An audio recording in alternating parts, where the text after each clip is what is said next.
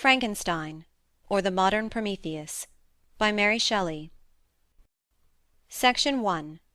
Letters 1 to 3. St. Petersburg, December 11th, in an undisclosed year in the 18th century. To Mrs. Saville, England. You will rejoice to hear that no disaster has accompanied the commencement of an enterprise which you have regarded with such evil forebodings. I arrived here yesterday, and my first task is to assure my dear sister of my welfare and increasing confidence in the success of my undertaking. I am already far north of London, and as I walk in the streets of Petersburg, I feel a cold northern breeze play upon my cheeks, which braces my nerves and fills me with delight. Do you understand this feeling? This breeze, which has travelled from the regions towards which I am advancing, gives me a foretaste of those icy climes. Inspirited by this wind of promise, my daydreams become more fervent and vivid. I try in vain to be persuaded that the pole is the seat of frost and desolation. It ever presents itself to my imagination as the region of beauty and delight. There, Margaret, the sun is forever visible, its broad disk just skirting the horizon and diffusing a perpetual splendor. There, for with your leave, my sister, I will put some trust in preceding navigators. There snow and frost are banished, and sailing over a calm sea, we may be wafted to a land surpassing in wonders and in beauty every region hitherto discovered on the habitable globe. Its productions and features may be without example, as the phenomena of the heavenly bodies undoubtedly are in those undiscovered solitudes. What may not be expected in a country of eternal light?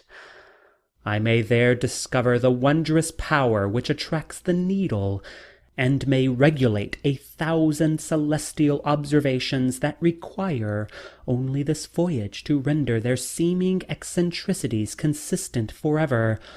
I shall satiate my ardent curiosity with the sight of a part of the world never before visited, and may tread a land never before imprinted by the foot of man.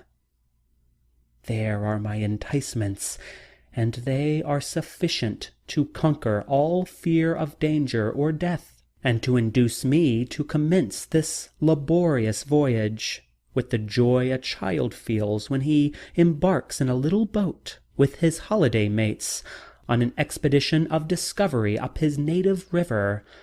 But supposing all these conjectures to be false, you cannot contest the inestimable benefit which I shall confer on all mankind to the last generation by discovering a passage near the pole to all those countries, to reach which at present so many months are requisite, or by ascertaining the secret of the magnet, which, if all possible, can only be effected by an undertaking such as mine.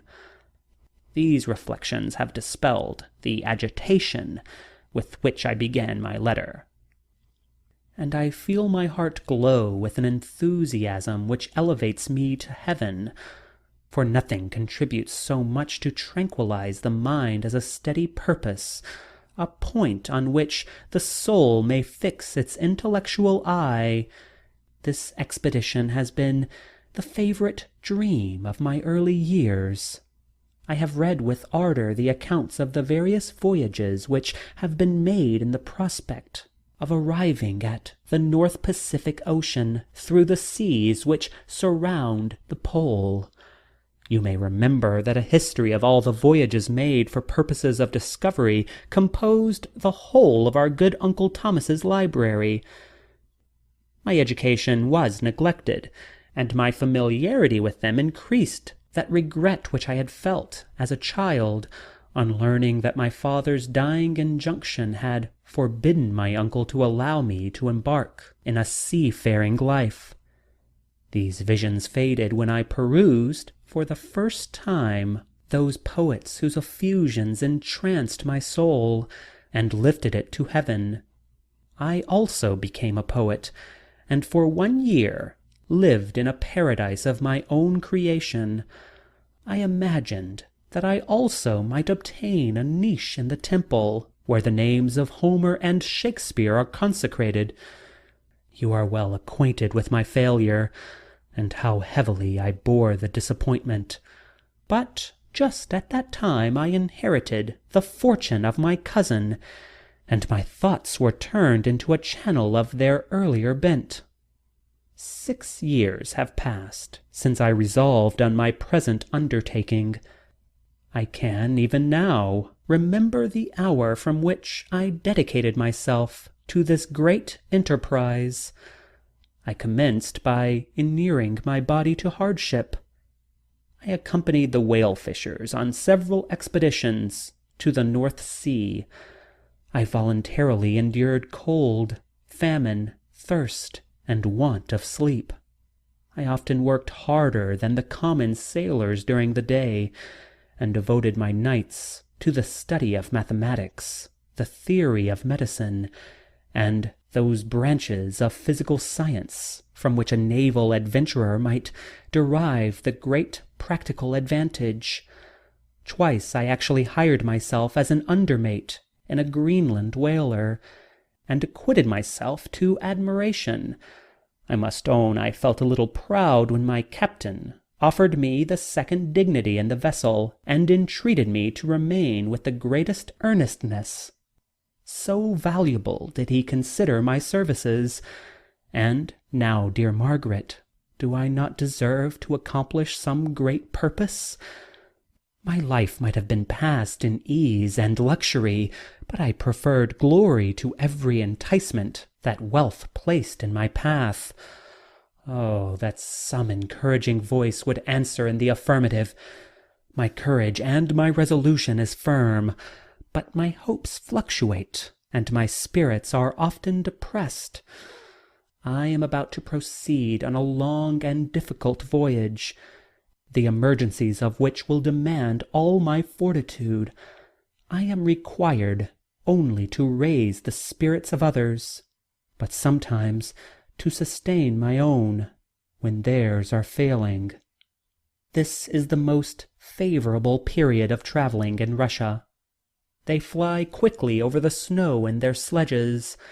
The motion is pleasant, and in my opinion far more agreeable than that of an English stage-coach. The cold is not excessive, if you are wrapped in furs, a dress which I have already adopted, for there is a great difference between walking the deck and remaining seated motionless for hours, when no exercise prevents the blood from actually freezing in your veins. I have no ambition to lose my life on the post-road between St. Petersburg and Archangel. I shall depart for the latter town in the fortnight, or 3 weeks, and my intention is to hire a ship there, which can easily be done by paying the insurance for the owner, and to engage as many sailors as I think necessary among those who are accustomed to the whale-fishing. I do not intend to sail until the month of June. And when shall I return? Ah, dear sister, how can I answer this question? If I succeed, many, many months, perhaps years will pass before you and I may meet. If I fail, you will see me again soon, or never. Farewell, my dear, excellent Margaret. Heaven shower down blessings on you, and save me, that I may again and again testify my gratitude for all your love and kindness. Your affectionate brother, R. Walton. Letter 2. Archangel, the 28th of March, in an undisclosed year in the 18th century. To Mrs. Saville, England. How slowly the time passes here! encompassed as I am by frost and snow. Yet a second step is taken towards my enterprise. I have hired a vessel, and am occupied in collecting my sailors. Those whom I have already engaged appear to be men on whom I can depend, and are certainly possessed of dauntless courage. But I have one want which I may never be able to satisfy, and the absence of the object of which I now feel as a most severe evil. I have no friend, Margaret. Where I am glowing with enthusiasm for success, there will be none to participate my joy. If I am assailed by disappointment, no one will endeavour to sustain me in dejection. I shall commit my thoughts to paper, it is true, but that is a poor medium for the communication of feeling. I desire the company of a man who could sympathize with me, whose eyes would reply to mine. You may deem me a romantic, my dear sister, but I bitterly feel the want of a friend. I have no one near me, gentle yet courageous, possessed of a cultivated as well as of a capacious mind, whose tastes are like my own, to approve or amend my plans. How would such a friend repair the faults of your poor brother?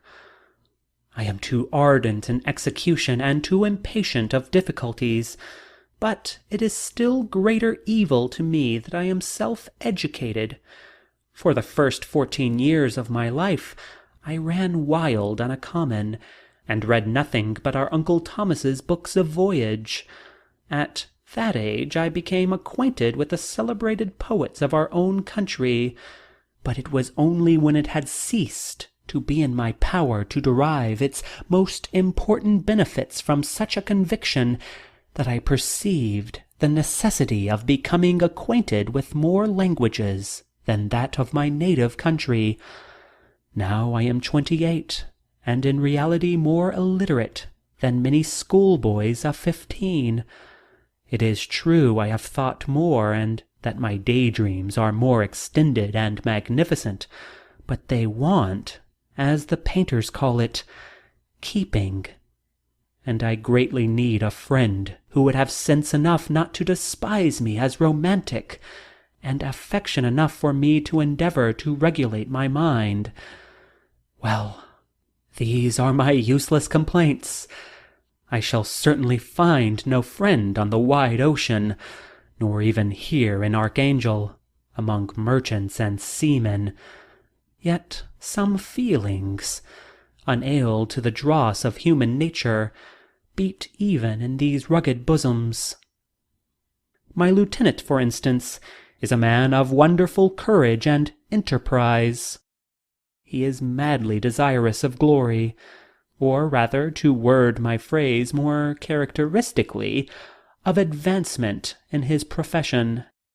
He is an Englishman, and in the midst of national and professional prejudices, unsoftened by cultivation, retains some of the noblest endowments of humanity. I first became acquainted with him on board a whale vessel. Finding that he was unemployed in this city, I easily engaged him to assist in my enterprise. The master is a person of excellent disposition, and is remarkable in the ship for his gentleness and the mildness of his discipline. This circumstance, added to his well-known integrity and dauntless courage, made me very desirous to engage him. A youth passed in solitude, my best years spent under your gentle and feminine fosterage, has so refined the groundwork of my character that I cannot overcome an intense distaste to the usual brutality exercised on board ship. I have never believed it to be necessary, and when I heard of a mariner equally noted for his kindness of heart and the respect and obedience paid to him by his crew, I felt myself peculiarly fortunate in being able to secure his services. I heard of him first in rather a romantic manner, from a lady who owes to him the happiness of her life. This, briefly, is his story. Some years ago he loved a young Russian lady of moderate fortune, and having amassed a considerable sum of prize money, the father of the girl consented to the match. He saw his mistress once before the destined ceremony, but she was bathed in tears, and, throwing herself at his feet, entreated him to spare her, confessing at the same time that she loved another, but that he was poor, and that her father would never consent to the union. My generous friend reassured the suppliant, and on being informed of the name of her lover, instantly abandoned his pursuit. He had already bought a farm with his money, on which he had designed to pass the remainder of his life.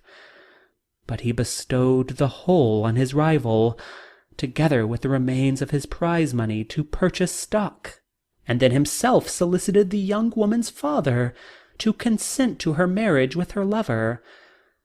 But the old man decidedly refused, thinking himself bound in honor to my friend, who, when he found the father inexorable, quitted his country, nor returned until he heard that his former mistress was married according to her inclinations.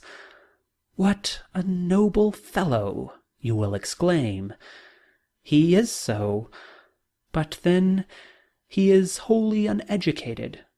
He is as silent as a Turk, and a kind of ignorant carelessness attends him, which, while it renders his conduct the more astounding, detracts from the interest and sympathy which otherwise he would command.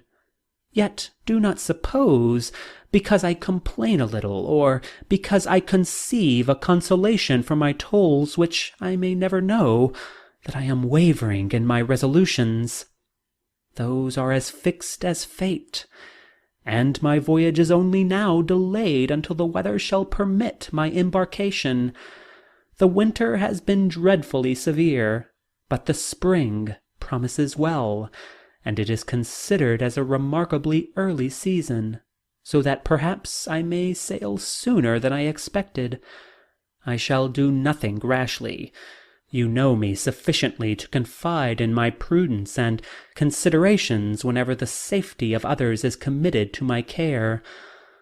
I cannot describe to you my sensations on the near prospect of my undertaking. It is impossible to communicate to you a conception of the trembling sensation, half pleasurable and half fearful, with which I am preparing to depart.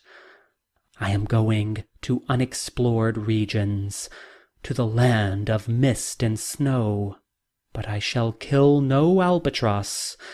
Therefore do not be alarmed for my safety, or if I should come back to you as worn and woeful as the ancient mariner.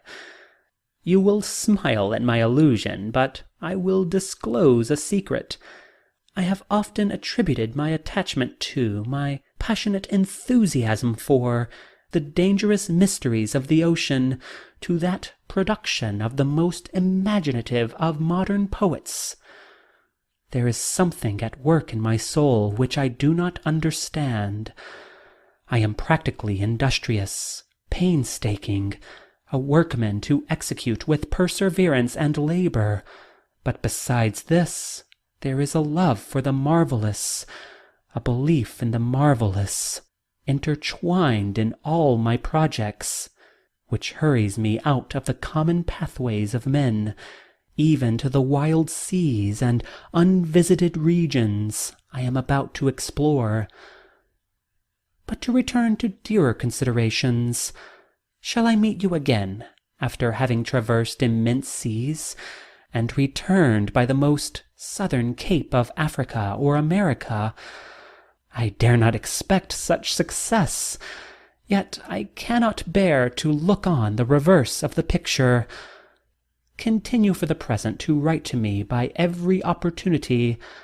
I may receive your letters on some occasions, when I need them most to support my spirits. I love you very tenderly. Remember me with affection, should you never hear from me again. Your affectionate brother, Robert Walton. Letter 3.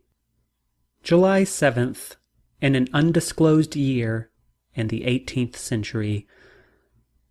To Mrs. Saville, England. My dear sister, I write a few lines in haste to say that I am safe and well advanced on my voyage.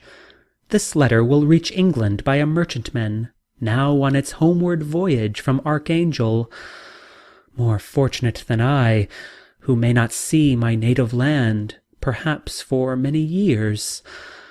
I am, however, in good spirits.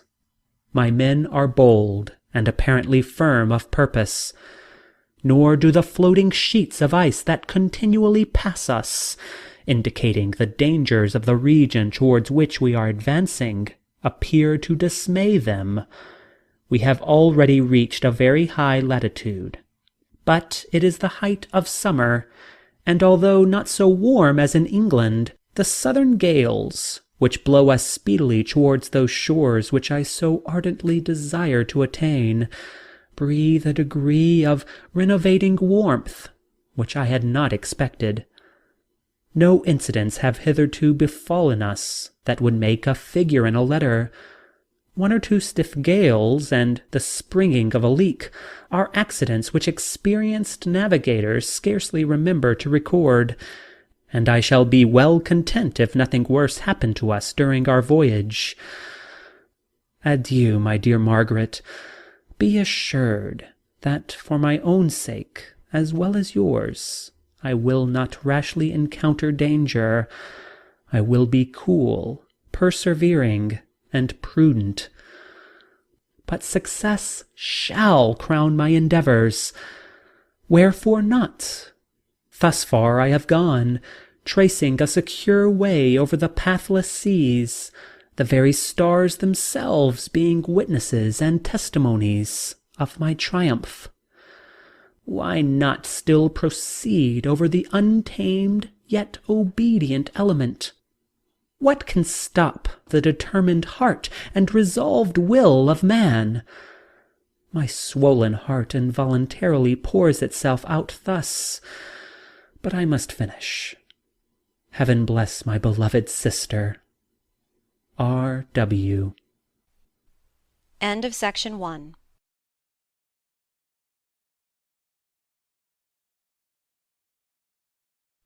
Frankenstein, or the Modern Prometheus, by Mary Shelley. Section 2. Letter 4. August 5th, in an undisclosed year in the 18th century. To Mrs. Saville, England.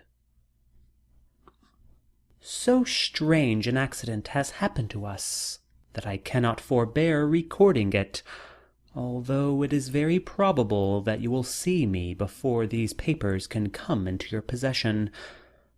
Last Monday, July 31st, we were nearly surrounded by ice, which closed in the ship on all sides, scarcely leaving her the sea-room in which she floated. Our situation was somewhat dangerous, especially as we were compassed round by a very thick fog. We accordingly lay to, hoping that some change would take place in the atmosphere and weather. About 2 o'clock the mist cleared away, and we beheld, stretched out in every direction, vast and irregular plains of ice, which seemed to have no end. Some of my comrades groaned, and my own mind began to grow watchful with anxious thoughts, when a strange sight suddenly attracted our attention and diverted our solicitude from our own situation. We perceived a low carriage, fixed on a sledge and drawn by dogs, pass on towards the north at a distance of 1/2 mile. A being which had the shape of a man, but apparently of gigantic stature, sat in the sledge and guided the dogs. We watched the rapid progress of the traveler with our telescopes until he was lost among the distant inequalities of the ice. This appearance excited our unqualified wonder. We were, as we believed, many hundred miles from any land. But this apparition seemed to denote that it was not in reality so distant as we supposed. Shut in, however, by ice, it was impossible to follow his track, which we had observed with the greatest attention. About 2 hours after this occurrence we heard the ground sea, and before the night the ice broke and freed our ship. We, however, lay to until the morning, fearing to encounter in the dark those large loose masses which float about after the breaking up of the ice. I profited of this time to rest for a few hours. In the morning, however, as soon as it was light, I went upon deck and found all the sailors busy on one side of the vessel, apparently talking to someone in the sea. It was in fact a sledge, like that we had seen before, which had drifted towards us in the night on a large fragment of ice. Only one dog remained alive, but there was a human being within it whom the sailors were persuading to enter the vessel. He was not, as the other travellers seemed to be, a savage inhabitant of some undiscovered island, but a European. When I appeared on deck, the master said, "Here is our captain, and he will not allow you to perish on the open sea." On perceiving me, the stranger addressed me in English, although with a foreign accent. "Before I come on board your vessel," said he, "will you have the kindness to inform me whither you are bound?" You may conceive my astonishment on hearing such a question addressed to me from a man on the brink of destruction, and to whom I should have supposed that my vessel would have been a resource which he would not have exchanged for the most precious wealth the earth can afford. I replied, however, that we were on a voyage of discovery towards the northern pole. Upon hearing this, he appeared satisfied, and consented to come on board. Good God, Margaret! If you had seen the man who thus capitulated for his safety, your surprise would have been boundless.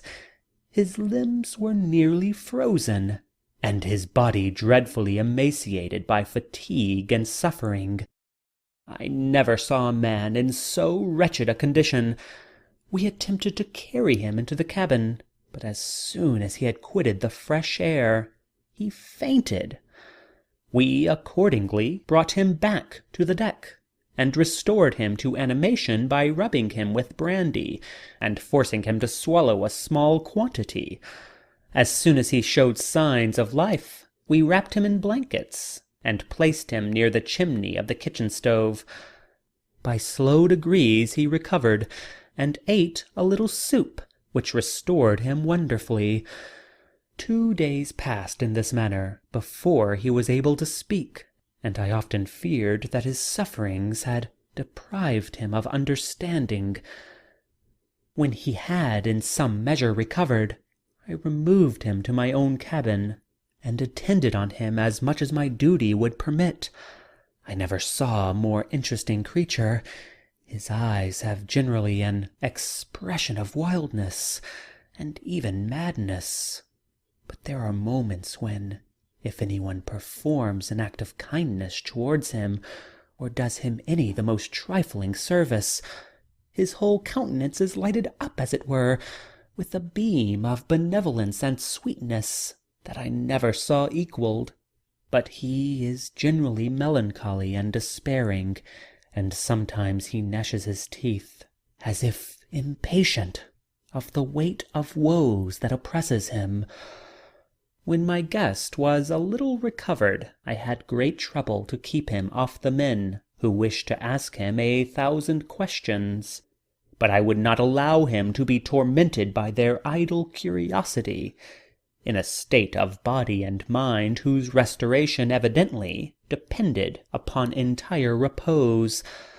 Once, however, the lieutenant asked why he had come so far upon the ice in so strange a vehicle. His countenance instantly assumed an aspect of the deepest gloom, and he replied, "To seek one who fled from me." And did the man whom you pursued travel in the same fashion? Yes. Then I fancy we have seen him, for the day before we picked you up, we saw some dogs drawing a sledge with a man in it across the ice. This aroused the stranger's attention, and he asked a multitude of questions concerning the route which the demon, as he called him, had pursued. Soon after, when he was alone with me, he said, "I have doubtless excited your curiosity, as well as that of these good people. But you are too considerate to make inquiries." "Certainly. It would indeed be very impertinent and inhuman in me to trouble you with any inquisitiveness of mine." "And yet you rescued me from a strange and perilous situation. You have benevolently restored me to life." Soon after this, he inquired if I thought that the breaking up of the ice had destroyed the other sledge.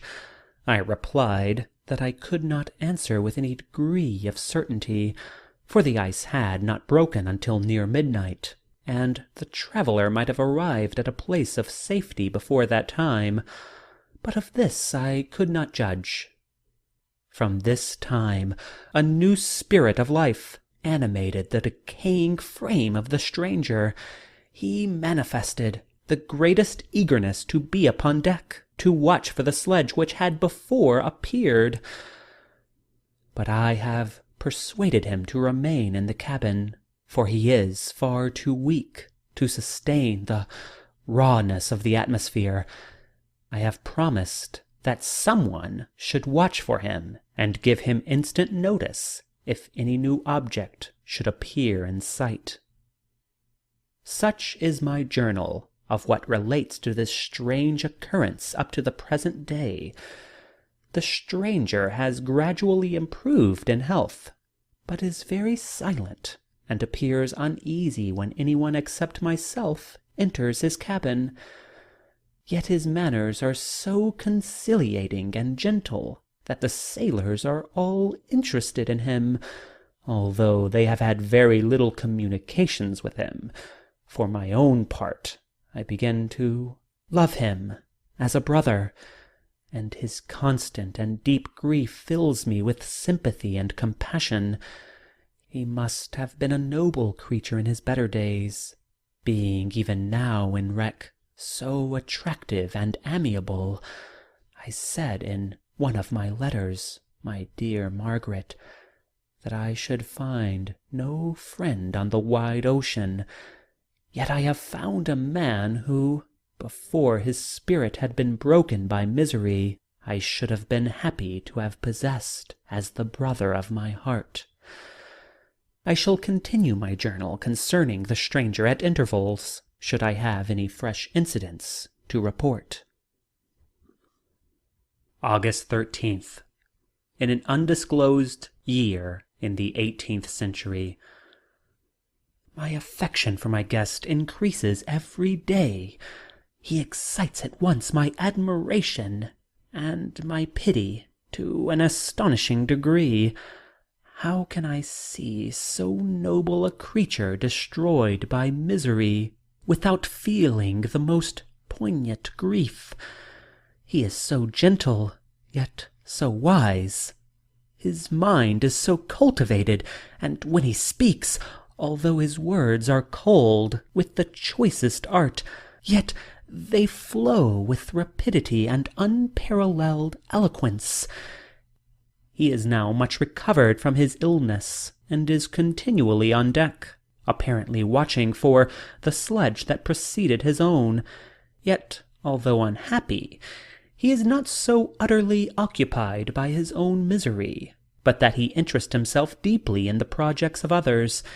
He has frequently conversed with me on mine, which I have communicated to him without disguise.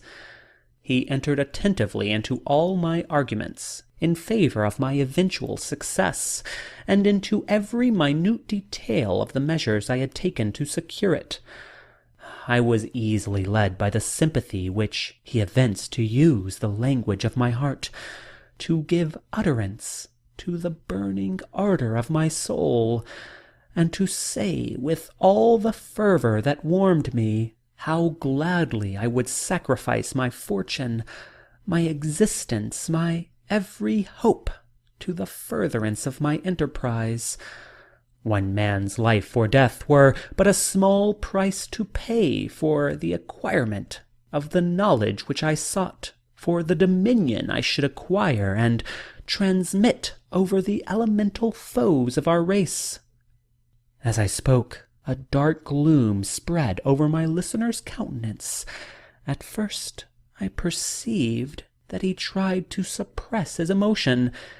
He placed his hands before his eyes, and my voice quivered and failed me as I beheld tears trickle fast from between his fingers. A groan burst from his heaving breast. I paused. At length he spoke, in broken accents. "Unhappy man! Do you share my madness? Have you drunk also of the intoxicating draught? Hear me. Let me reveal my tale, and you will dash the cup from your lips." Such words, you may imagine, strongly excited my curiosity, but the paroxysm of grief that had seized the stranger overcame my weakened powers, and many hours of repose and tranquil conversation were necessary to restore his composure. Having conquered the voice of his feelings, he appeared to despise himself for being the slave of passion, and quelling the dark tyranny of despair, he led me again to converse concerning myself personally.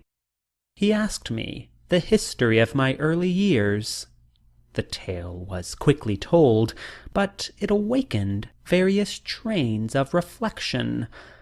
I spoke of my desire of finding a friend, of my thirst for a more intimate sympathy with a fellow mind than had ever fallen to my lot, and expressed my conviction that a man could boast of little happiness who did not enjoy this blessing. "I agree with you," replied the stranger.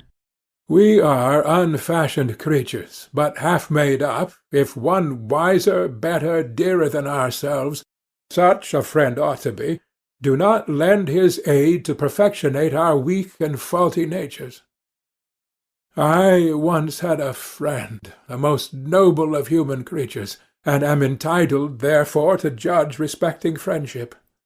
You have hope and the world before you, and have no cause for despair. But I have lost everything, and cannot begin life anew." As he said this, his countenance became expressive of a calm, settled grief that touched me to the heart. But he was silent, and presently retired to his cabin. Even broken in spirit as he is, no one can feel more deeply than he does the beauty of nature. The starry sky, the sea, and every sight afforded by these wonderful regions seems still to have the power of elevating his soul from earth. Such a man has a double existence. He may suffer misery and be overwhelmed by disappointments, yet when he has retired into himself, he will be like a celestial spirit that has a halo around him, within whose circle no grief or folly ventures. Will you smile at the enthusiasm I express concerning this divine wanderer? You wonder. You would not if you saw him. You have been tutored and refined by books and retirement from the world, and you are therefore rendered somewhat fastidious. But this only renders you the more fit to appreciate the extraordinary merits of this wonderful man. Sometimes I have endeavored to discover what qualities it is which he possesses that elevates him so immeasurably above all other person I ever knew. I believe it to be an intuitive discernment, a quick but never-failing power of judgment, a penetration into the causes of things, unequaled for clearness and precision. Add to this a facility of expression, and a voice whose varied intonations are soul-subduing music. August 19th, in an undisclosed year in the 18th century. Yesterday, the stranger said to me, "You may easily perceive, Captain Walton, that I have suffered great and unparalleled misfortunes. I had determined at one time the memory of these evils should die with me, but you have won me to alter my determination. You seek for knowledge and wisdom, as I once did, and I ardently hope that the gratification of your wishes may not be a serpent to sting you, as mine has been. I do not know that the relation of my disasters will be useful to you. Yet, when I reflect that you are pursuing the same course, exposing yourself to the same dangers which have rendered me what I am, I imagine that you may deduce an apt moral from my tale, one that may direct you if you succeed in your undertaking, and console you in case of failure. Prepare to hear of occurrences which are usually deemed marvellous. Were we among the tamer scenes of nature, I might fear to encounter your unbelief, perhaps your ridicule. But many things will appear possible in these wild and mysterious regions, which would provoke the laughter of those unacquainted with the ever-varied powers of nature. Nor can I doubt but that my tale conveys in its series internal evidence of the truth of the events of which it is composed. You may easily imagine that I was much gratified by the offered communication, yet I could not endure that he should renew his grief by a recital of his misfortunes. I felt the greatest eagerness to hear the promised narrative, partly from curiosity, and partly from a strong desire to ameliorate his fate, if it were in my power. I expressed these feelings in my answer. "I thank you," he replied, "for your sympathy, but it is useless. My fate is nearly fulfilled. I wait but for one event, and then I shall repose in peace. I understand your feeling," continued he, perceiving that I wished to interrupt him. "but you are mistaken, my friend, if thus you will allow me to name you. Nothing can alter my destiny. Listen to my history, and you will perceive how irrevocably it is determined." He then told me that he would commence his narrative the next day, when I should be at leisure. This promise drew from me the warmest thanks. I have resolved every night, when I am not imperatively occupied by my duties, to record, as nearly as possible in his own words, what he has related during the day. If I should be engaged, I will at least make notes. This manuscript will doubtless afford you the greatest pleasure, but to me, who know him, and who hear it from his own lips, with what interest and sympathy shall I read it in some future day? Even now, as I commence my task, his full-toned voice swells in my ears, his lustrous eyes dwell on me with all their melancholy sweetness. I see his thin hand raised in animation, while the lineaments of his face are radiated by the soul within. Strange and harrowing must be his story, frightful the storm which embraced the gallant vessel on its course, and wrecked it thus. End of section 2.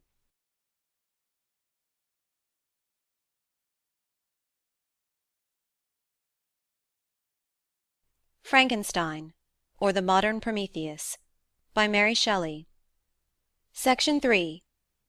Chapter 1. I am by birth a Genevese, and my family is one of the most distinguished of that republic. My ancestors had been for many years councillors and syndics, and my father had filled several public situations with honour and reputation. He was respected by all who knew him for his integrity and indefatigable attention to public business. He passed his younger days perpetually occupied by the affairs of his country. A variety of circumstances had prevented his marrying early, nor was it until the decline of life that he became a husband and the father of a family. As the circumstances of his marriage illustrate his character, I cannot refrain from relating them. One of his most intimate friends was a merchant, who, from a flourishing state, fell, with numerous mischances, into poverty. This man, whose name was Beaufort, was of a proud and unbending disposition, and could not bear to live in poverty and oblivion in the same country where he had formerly been distinguished for his rank and magnificence. Having paid his debts, therefore, in the most honourable manner, he retreated with his daughter to the town of Lucerne, where he lived unknown and in wretchedness. My father loved Beaufort with the truest friendship, and was deeply grieved by his retreat into these unfortunate circumstances. He bitterly deplored the false pride which led his friend to a conduct so little worthy of the affection that united them. He lost no time in endeavouring to seek him out, with the hope of persuading him to begin the world again through his credit and assistance. Beaufort had taken effectual measures to conceal himself, and it was 10 months before my father discovered his abode. Overjoyed at this discovery, he hastened to the house, which was situated in a mean street near the Reuss. But when he entered, misery and despair alone welcomed him. Beaufort had saved but a very small sum of money from the wreck of his fortunes, but it was sufficient to provide him with sustenance for some months, and in the meantime he hoped to procure some respectable employment in a merchant's house. The interval was, consequently, spent in inaction. His grief only became more deep and rankling when he had leisure for reflection, and at length it took so fast hold of his mind that at the end of 3 months he lay on a bed of sickness, incapable of any exertion. His daughter attended him with the greatest tenderness, but she saw with despair that their little fund was rapidly decreasing, and that there was no other prospect of support. But Caroline Beaufort possessed a mind of uncommon mould, and her courage rose to support her in her adversity. She procured plain work. She plaited straw, and by various means contrived to earn a pittance scarcely sufficient to support life. Several months passed in this manner. Her father grew worse. Her time was more entirely occupied in attending him. Her means of subsistence decreased, and in the 10th month her father died in her arms, leaving her an orphan and a beggar. This last blow overcame her, and she knelt by Beaufort's coffin weeping bitterly, when my father entered the chamber. He came like a protecting spirit to the poor girl, who committed herself to his care, and after the interment of his friend he conducted her to Geneva and placed her under the protection of a relation. 2 years after this event, Caroline became his wife. There was a considerable difference between the ages of my parents, but this circumstance seemed to unite them only closer in bonds of devoted affection. There was a sense of justice in my father's upright mind which rendered it necessary that he should approve highly to love strongly. Perhaps during former years he had suffered from the late discovered unworthiness of one beloved, and so was disposed to set a greater value on tried worth. There was a show of gratitude and worship in his attachment to my mother, differing wholly from the doting fondness of age, for it was inspired by reverence for her virtues and a desire to be the means of, in some degree, recompensing her for the sorrows she had endured, but which gave inexpressible grace to his behaviour to her. Everything was made to yield to her wishes and her convenience. He strove to shelter her, as a fair exotic is sheltered by the gardener, from every rougher wind, and to surround her with all that could tend to excite pleasurable emotion in her soft and benevolent mind. Her health, and even the tranquillity of her hitherto constant spirit, had been shaken by what she had gone through. During the 2 years that had elapsed previous to their marriage, my father had gradually relinquished all his public functions, and immediately after their union they sought the pleasant climate of Italy and the change of scene and interest attendant on a tour through that land of wonders, as a restorative for her weakened frame. From Italy they visited Germany and France. I, their eldest child, was born at Naples, and as an infant accompanied them in their rambles. I remained for several years their only child.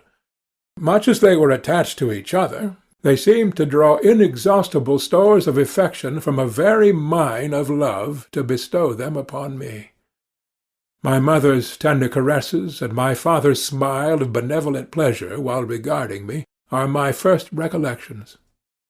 I was their plaything and their idol, and something better, their child, the innocent and helpless creature bestowed on them by heaven, whom to bring up to good, and whose future lot it was their hands to direct to happiness or misery, according as they fulfilled their duties towards me. With this deep consciousness of what they owed towards the being to which they had given life, added to the active spirit of tenderness that animated both, it may be imagined that while during every hour of my infant life I received a lesson of patience, of charity, and of self-control, I was so guided by a silken cord that all seemed but one train of enjoyment to me. For a long time I was their only care. My mother had much desired to have a daughter, but I continued their single offspring. When I was about 5 years old, while making an excursion beyond the frontiers of Italy, they passed a week on the shores of the Lake of Como. Their benevolent disposition often made them enter the cottages of the poor. This, to my mother, was more than a duty. It was a necessity, a passion, remembering what she had suffered and how she had been relieved, for her to act in her turn the guardian angel to the afflicted. During one of their walks a poor cot in the foldings of a veil attracted their notice as being singularly disconsolate, while the number of half-clothed children gathered about it spoke of penury in its worst shape. One day, when my father had gone by himself to Milan, my mother, accompanied by me, visited this abode. She found a peasant and his wife, hard-working, bent down by care and labour, distributing a scanty meal to 5 hungry babes. Among these there was one which attracted my mother far above all the rest. She appeared of different stock. The 4 others were dark-eyed, hardy little vagrants. This child was thin and very fair. Her hair was the brightest living gold, and despite the poverty of her clothing, seemed to set a crown of distinction on her head. Her brow was clear and ample, her blue eyes cloudless, and her lips and the moulding of her face so expressive of sensibility and sweetness that none could behold her without looking on her as of a distinct species, a being heaven-sent and bearing a celestial stamp in all her features. The peasant woman, perceiving that my mother fixed eyes of wonder and admiration on this lovely girl, eagerly communicated her history. She was not her child, but the daughter of a Milanese nobleman. Her mother was a German, and had died on giving her birth. The infant had been placed with these good people to nurse. They were better off then. They had not been long married, and their eldest child was but just born. The father of their charge was one of those Italians nursed in the memory of the antique glory of Italy, one among the schiavi ogniofrementi, who exerted himself to obtain the liberty of his country. He became the victim of its weakness. Whether he had died or still lingered in the dungeons of Austria was not known. His property was confiscated. His child became an orphan and a beggar. She continued with her foster parents, and bloomed in their rude abode, fairer than a garden rose among dark-leaved brambles. When my father returned from Milan, he found playing with me in the hall of our villa a child fairer than pictured cherub, a creature who seemed to share radiance from her looks, and whose form and motions were lighter than the chamois of the hills. The apparition was soon explained. With his permission, my mother prevailed on her rustic guardians to yield their charge to her. They were fond of the sweet orphan. Her presence had seemed a blessing to them, but it would be unfair to her to keep her in poverty and want when Providence afforded her such powerful protection. They consulted their village priest, and the result was that Elizabeth Lavenza became the inmate of my parents' house, my more-than-sister, the beautiful and adored companion of all my occupations and my pleasures. Every one loved Elizabeth. The passionate and almost reverential attachment with which all regarded her became, while I shared it, my pride and my delight. On the evening previous to her being brought to my home, my mother had said playfully, "I have a pretty present for my Victor. Tomorrow he shall have it." And when, on the morrow, she presented Elizabeth to me as her promised gift, I, with childish seriousness, interpreted her words literally, and looked upon Elizabeth as mine to protect, love, and cherish. All praises bestowed on her I received as made to a possession of my own. We called each other familiarly by the name of cousin. No word, no expression could body forth the kind of relation in which she stood to me, my more-than-sister, since till death she was to be mine only. End of Section 3. Frankenstein, or the Modern Prometheus, by Mary Shelley. Section 4. Chapter 2. We were brought up together. There was not quite a year difference in our ages. I need not say that we were strangers to any species of disunion or dispute. Harmony was the soul of our companionship, and the diversity and contrast that subsisted in our characters drew us nearer together. Elizabeth was of a calmer and more concentrated disposition, but with all my ardour I was capable of a more intense application, and was more deeply smitten with the thirst for knowledge.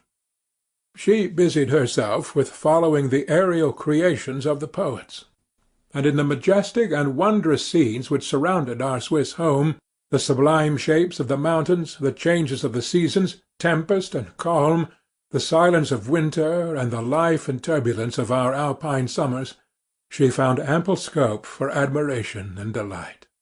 While my companion contemplated with a serious and satisfied spirit the magnificent appearances of things, I delighted in investigating their causes. The world was to me a secret which I desired to divine. Curiosity, earnest research to learn the hidden laws of nature, gladness akin to rapture, as they were unfolded to me, are among the earliest sensations I can remember. On the birth of a second son, my junior by 7 years, my parents gave up entirely their wandering life and fixed themselves in their native country. We possessed a house in Geneva, and a campagna in Bellerive, the eastern shore of the lake, at the distance of rather more than a league from the city. We resided principally in the latter, and the lives of my parents were passed in considerable seclusion. It was my temper to avoid a crowd, and to attach myself fervently to a few. I was indifferent, therefore, to my schoolfellows in general, but I united myself in the bonds of the closest friendship to one among them. Henry Clerval was the son of a merchant of Geneva. He was a boy of singular talent and fancy. He loved enterprise, hardship, and even danger for its own sake. He was deeply read in books of chivalry and romance. He composed heroic songs, and began to write many a tale of enchantment and knightly adventure. He tried to make us act plays and to enter into masquerades, in which the characters were drawn from the heroes of Roncesvalles, of the Round Table of King Arthur, and the chivalrous train who shed their blood to redeem the Holy Sepulchre from the hands of the infidels. No human being could have passed a happier childhood than myself. My parents were possessed by the very spirit of kindness and indulgence. We felt that they were not the tyrants to rule our lot according to their caprice, but the agents and creators of all the many delights which we enjoyed. When I mingled with other families, I distinctly discerned how peculiarly fortunate my lot was, and gratitude assisted the development of filial love. My temper was sometimes violent, and my passion vehement, but by some law in my temperature they turned out not towards childish pursuits, but to an eager desire to learn, and to not learn all things indiscriminately. I confess that neither the structure of languages, nor the code of governments, nor the policies of various states possessed attractions for me. It was the secrets of heaven and earth that I desired to learn, and whether it was the outward substance of things, or the inner spirit of nature and the mysterious soul of man that occupied me, still my inquiries were directed to the metaphysical, or in its highest sense, the physical secrets of the world. Meanwhile Clerval occupied himself, so to speak, with the moral relations of things. The busy stage of life, the virtues of heroes, and the actions of men were his theme, and his hope and his dream was to become one among those whose names are recorded in story as the gallant and adventurous benefactors of our species. The saintly soul of Elizabeth shone like a shrine-dedicated lamp in our peaceful home. Her sympathy was ours, her smile, her soft voice, the sweet glance of her celestial eyes, were ever there to bless and animate us. She was the living spirit of love to soften and attract. I might have become sullen in my study, rout through the ardour of my nature, but that she was there to subdue me to a semblance of her own gentleness. And Clerval, could aught ill entrench on the noble spirit of Clerval? Yet he might not have been so perfectly humane, so thoughtful in his generosity, so full of kindness and tenderness amidst his passion for adventurous exploit, had she not unfolded to him the real loveliness of beneficence, and made the doing good the end and aim of his soaring ambition. I feel exquisite pleasure in dwelling on the recollections of childhood, before misfortune had tainted my mind and changed its bright visions of extensive usefulness into gloomy and narrow reflections upon self. Besides, in drawing the picture of my early days, I also record those events which led, by insensible steps, to my after tale of misery, for when I would account to myself for the birth of that passion which afterwards ruled my destiny, I find it arise, like a mountain river, from ignoble and almost forgotten sources. But, swelling as it proceeded, it became a torrent, which in its course has swept away all my hopes and joys. Natural philosophy is the genius that has regulated my fate. I desire, therefore, in this narration, to state those facts which led to my predilection for that science. When I was 13 years of age, we all went on a party of pleasure to the baths near Thonon. The inclemency of the weather obliged us to remain a day confined to the inn. In this house I chanced to find a volume of the works of Cornelius Agrippa. I opened it with apathy.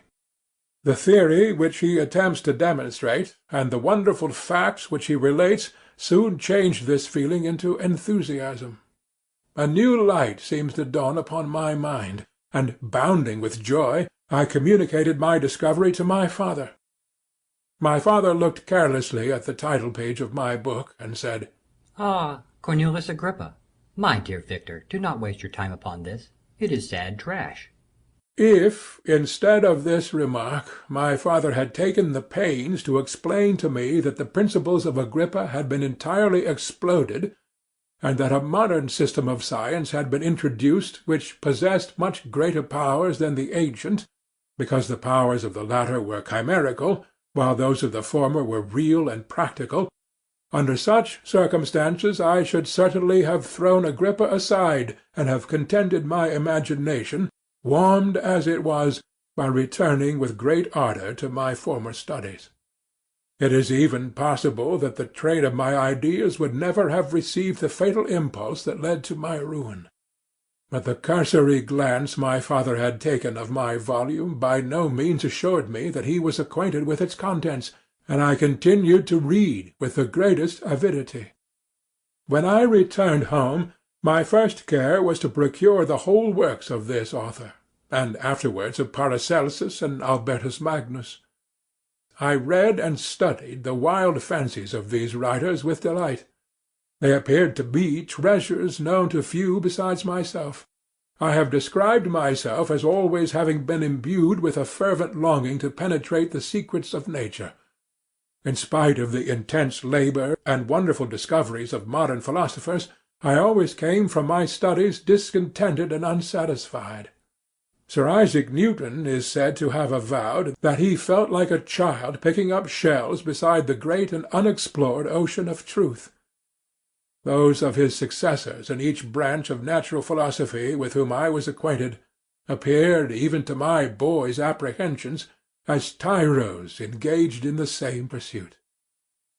The untaught peasant beheld the elements around him and was acquainted with their practical uses. The most learned philosopher knew little more.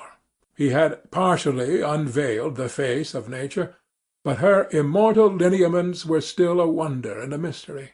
He might dissect, anatomize, and give names, but, not to speak of a final cause, causes in their secondary and tertiary grades were utterly unknown to him.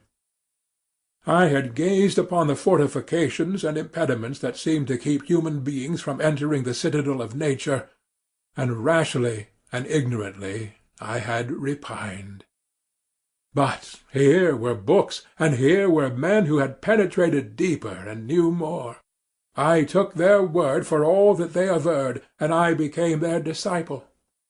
It may appear strange that such should arise in the 18th century, but while I followed the routine of education in the schools of Geneva, I was, to a great degree, self-taught with regard to my favourite studies. My father was not scientific, and I was left to struggle with a child's blindness, added to a student's thirst for knowledge. Under the guidance of my new preceptors, I entered with the greatest diligence into the search of the philosopher's stone and the elixir of life, but the latter soon obtained my undivided attention. Wealth is an inferior object, but what glory would attend the discovery if I could banish disease from the human frame, and render man invulnerable to any but a violent death? Nor were these my only visions. The raising of ghosts or devils was a promise liberally accorded by my favourite authors, the fulfilment of which I most eagerly sought. And if my incantations were always unsuccessful, I attributed the failure rather to my own experience and mistake than to a want of skill or fidelity in my instructors. And thus for a time I was occupied by exploded systems, mingling like an unadept 1,000 contradictory theories, and floundering desperately in a very slough of multifarious knowledge, guided by an ardent imagination and childish reasoning, till an accident again changed the current of my ideas. When I was about 15 years old, we had retired to our house near Bellerive, when we witnessed a most violent and terrible thunderstorm. It advanced from behind the mountains of Jura, and the thunder burst at once with frightful loudness from various quarters of the heavens. I remained, while the storm lasted, watching its progress with curiosity and delight. As I stood at the door, on a sudden I beheld a stream of fire issue from an old and beautiful oak, which stood about 20 yards from our house. and so soon as the dazzling light vanished, the oak had disappeared, and nothing remained but a blasted stump. When we visited it the next morning, we found the tree shattered in a singular manner. It was not splintered by the shock, but entirely reduced to thin ribbons of wood. I never beheld anything so utterly destroyed. Before this, I was not unacquainted with the more obvious laws of electricity. On this occasion a man of great research in natural philosophy was with us, and excited by this catastrophe, he entered on the explanation of a theory which he had formed on the subject of electricity and galvanism, which was at once new and astonishing to me. All that he said threw greatly into the shade Cornelius Agrippa, Albertus Magnus, and Paracelsus, the lords of my imagination. But by some fatality the overthrow of these men disinclined me to pursue my accustomed studies. It seemed to me as if nothing would or could ever be known. All that had so long engaged my attention suddenly grew despicable. By one of those caprices of the mind which we are perhaps most subject to in early youth, I at once gave up my former occupations, set down natural history and all its progeny as a deformed and abortive creation, and entertained the great disdain for a would-be science which could never even step within the threshold of real knowledge. In this mood of mind I betook myself to the mathematics and the branches of study appertaining to that science, as being built upon secure foundations, and so worthy of my consideration. Thus strangely are our souls constructed, and by such slight ligaments are we bound to prosperity or ruin. When I look back, it seems to me as if this almost miraculous change of inclination and will was the immediate suggestion of the guardian angel of my life, the last effort made by the spirit of preservation to avert the storm that was even then hanging in the stars and ready to envelop me. Her victory was announced by an unusual tranquillity and gladness of soul which followed the relinquishing of my ancient and latterly tormenting studies. It was thus that I was to be taught to associate evil with their prosecution, happiness with their disregard. It was a strong effort of the spirit of good, but it was ineffectual. Destiny was too potent, and her immutable laws had decreed my utter and terrible destruction. End of section 4.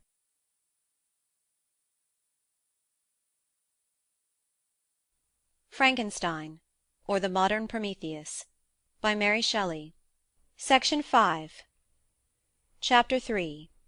When I had attained the age of 17, my parents resolved that I should become a student at the University of Ingolstadt. I had hitherto attended the schools of Geneva, but my father thought it necessary for the completion of my education that I should be made acquainted with other customs than those of my native country.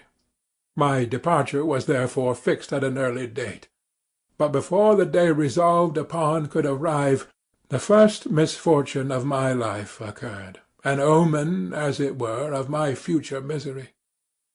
Elizabeth had caught the scarlet fever. Her illness was severe, and she was in the greatest danger. During her illness many arguments had been urged to persuade my mother to refrain from attending upon her. She had at first yielded to our entreaties, but when she heard that the life of her favourite was menaced, she could no longer control her anxiety. She attended her sick-bed. Her watchful attentions triumphed over the malignity of the distemper. Elizabeth was saved, but the consequences of this imprudence were fatal to her preserver.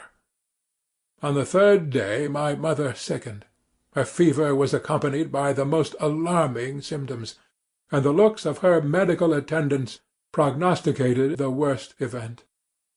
On her deathbed the fortitude and benignity of this best of women did not desert her. She joined the hands of Elizabeth and myself. My children, She said, My firmest hopes of future happiness were placed on the prospect of your union. This expectation will now be the consolation of your father. Elizabeth, my love, you must supply my place to my younger children. Alas, I regret that I am taken from you, and, happy and beloved as I have been, is it not hard to quit you all? But these are not thoughts befitting me. I will endeavour to resign myself cheerfully to death, and will indulge a hope of meeting you in another world.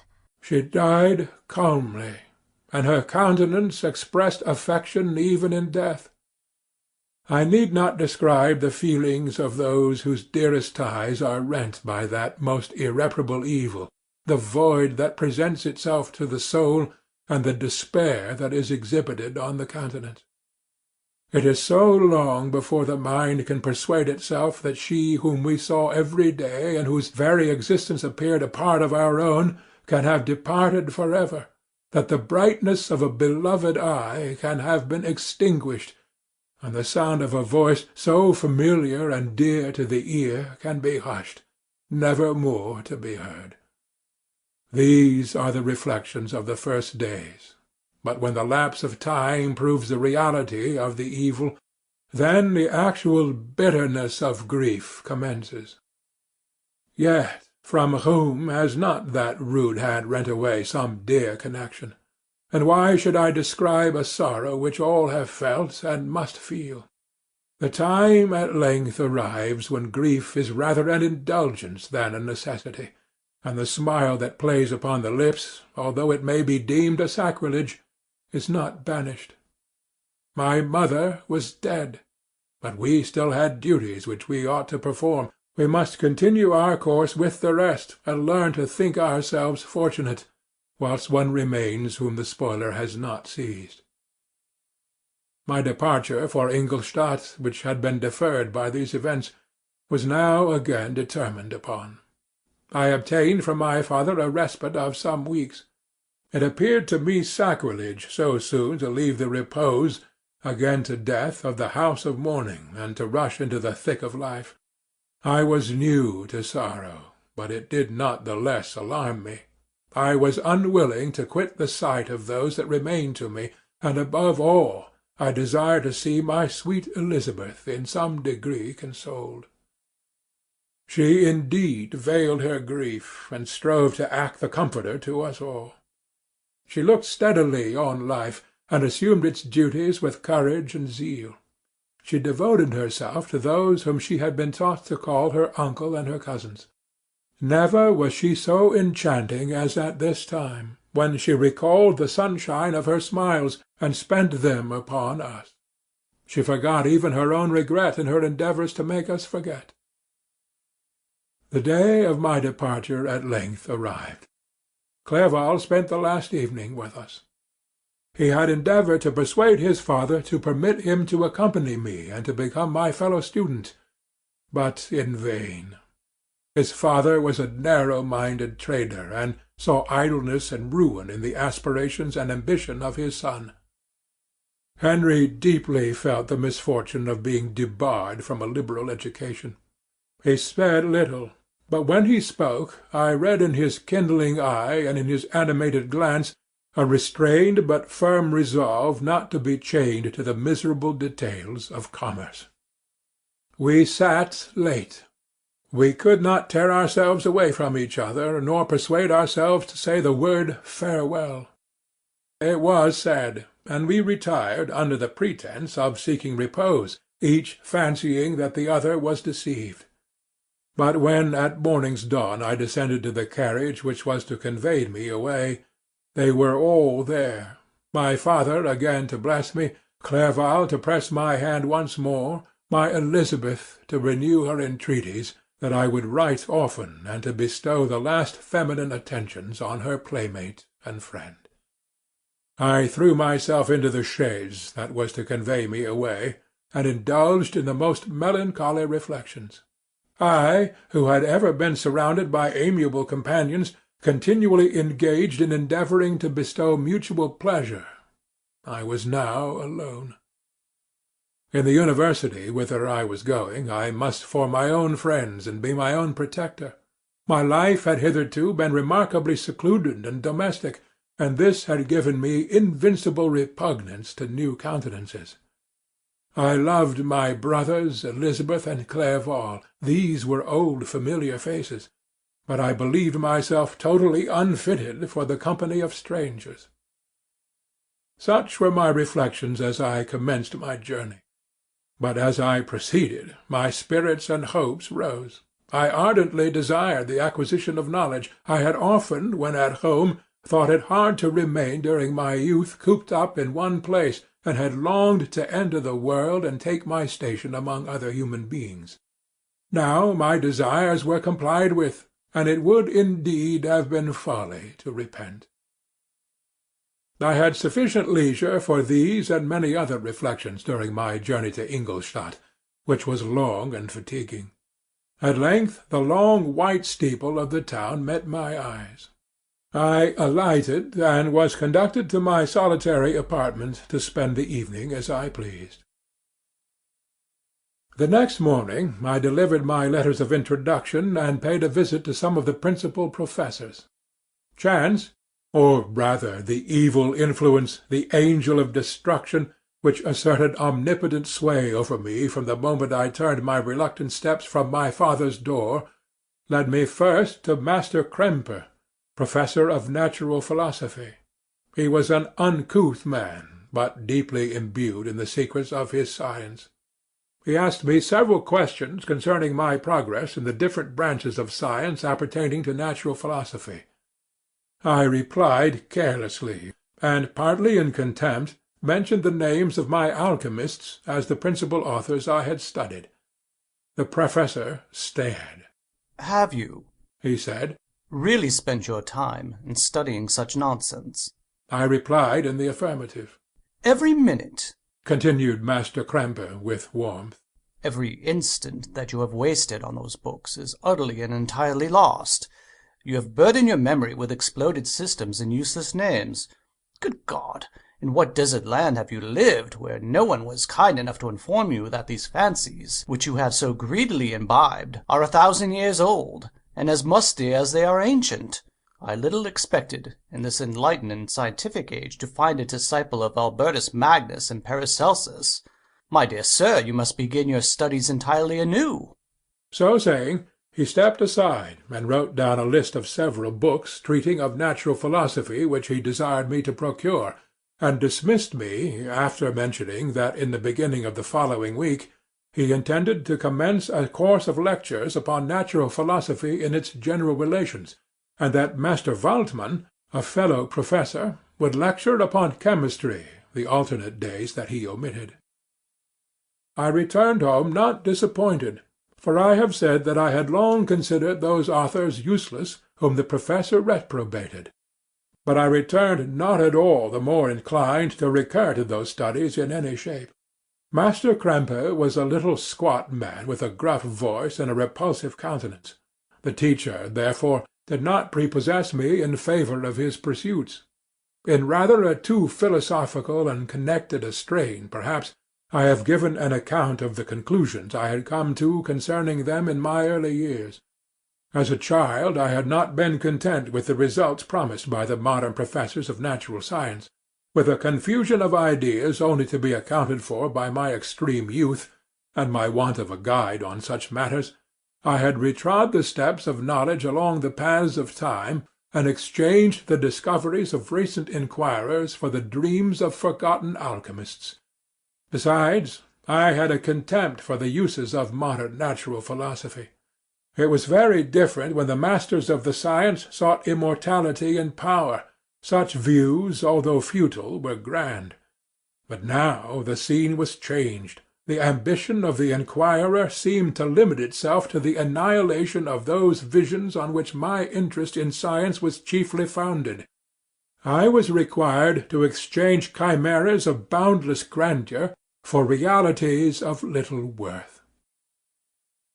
Such were my reflections during the first 2 or 3 days of my residence at Ingolstadt, which were chiefly spent in becoming acquainted with the localities and principal residents in my new abode. But as the ensuing week commenced, I thought of the information which Master Krempe had given me concerning the lectures. And although I could not consent to go and hear that little conceited fellow deliver sentences out of a pulpit, I recollected what he had said of Master Waldmann, whom I had never seen, as he had hitherto been out of town. Partly from curiosity and partly from idleness, I went into the lecturing-room, which Master Waldmann entered shortly after. The professor was very unlike his colleague. He appeared about 50 years of age, but with an aspect expressive of the greatest benevolence. A few grey hairs covered his temples, but those at the back of his head were nearly black. His person was short, but remarkably erect, and his voice the sweetest I have ever heard. He began his lecture by a recapitulation of the history of chemistry, and the various improvements made by different men of learning, pronouncing with fervour the names of the most distinguished discoverers. He then took a cursory view of the present state of the science, and explained many of its elementary terms. After having made a few preparatory experiments, he concluded with a panegyric upon modern chemistry, the terms of which I shall never forget. "The ancient teachers of this science," said he, "promised impossibilities, and performed nothing. The modern masters promise very little. They know that metals cannot be transmuted, and that the elixir of life is a chimera. But these philosophers, whose hands seem only made to dabble in dirt, and their eyes to pore over the microscope or crucible, have indeed performed miracles. They penetrate into the recesses of nature, and show how she works in her hiding-places. They ascend into the heavens. They have discovered how the blood circulates, and the nature of the air we breathe. They have acquired new and almost unlimited powers. They can command the thunders of heaven, mimic the earthquake, and even mock the invisible world with its own shadows." Such were the professor's words. Rather, let me say, such were the words of the fate, announced to destroy me. As he went on, I felt as if my soul were grappling with a palpable enemy. One by one the various keys were touched which formed the mechanism of my being. Chord after chord was sounded, and soon my mind was filled with one thought, one conception, one purpose. "So much had to be done," exclaimed the soul of Frankenstein. "More, far more will I achieve. Treading in the steps already marked, I will pioneer a new way, explore unknown powers, and unfold to the world the deepest mysteries of creation." I closed not my eyes that night. My internal being was in a state of insurrection and turmoil. I felt that order would thence arise, but I had no power to produce it. By degrees, after the morning's dawn, sleep came. I awoke, and my yesternight's thoughts were as a dream. There only remained a resolution to return to my ancient studies, and to devote myself to a science for which I believed myself to possess a natural talent. On the same day I paid Master Waldmann a visit. His manners in private were even more mild and attractive than in public, for there was a certain dignity in his mien during his lecture, which in his own house was replaced by the greatest affability and kindness. I gave him pretty nearly the same account of my former pursuits as I have given to his fellow professor. He heard with attention the little narration concerning my studies, and smiled at the names of Cornelius Agrippa and Paracelsus, but without the contempt that Master Krempe had exhibited. He said that "These were men to whose indefatigable zeal modern philosophers were indebted for most of the foundations of their knowledge.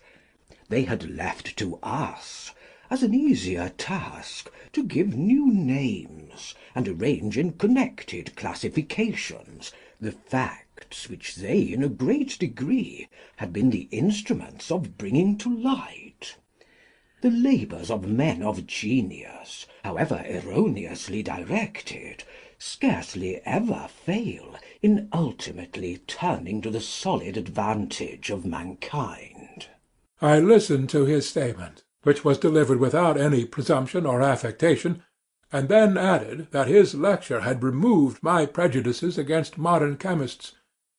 I expressed myself in measured terms, with the modesty and deference due from a youth to his instructor, without letting escape (inexperience in life would have made me ashamed) any of the enthusiasm which stimulated my intended labours. I requested his advice concerning the books I ought to procure.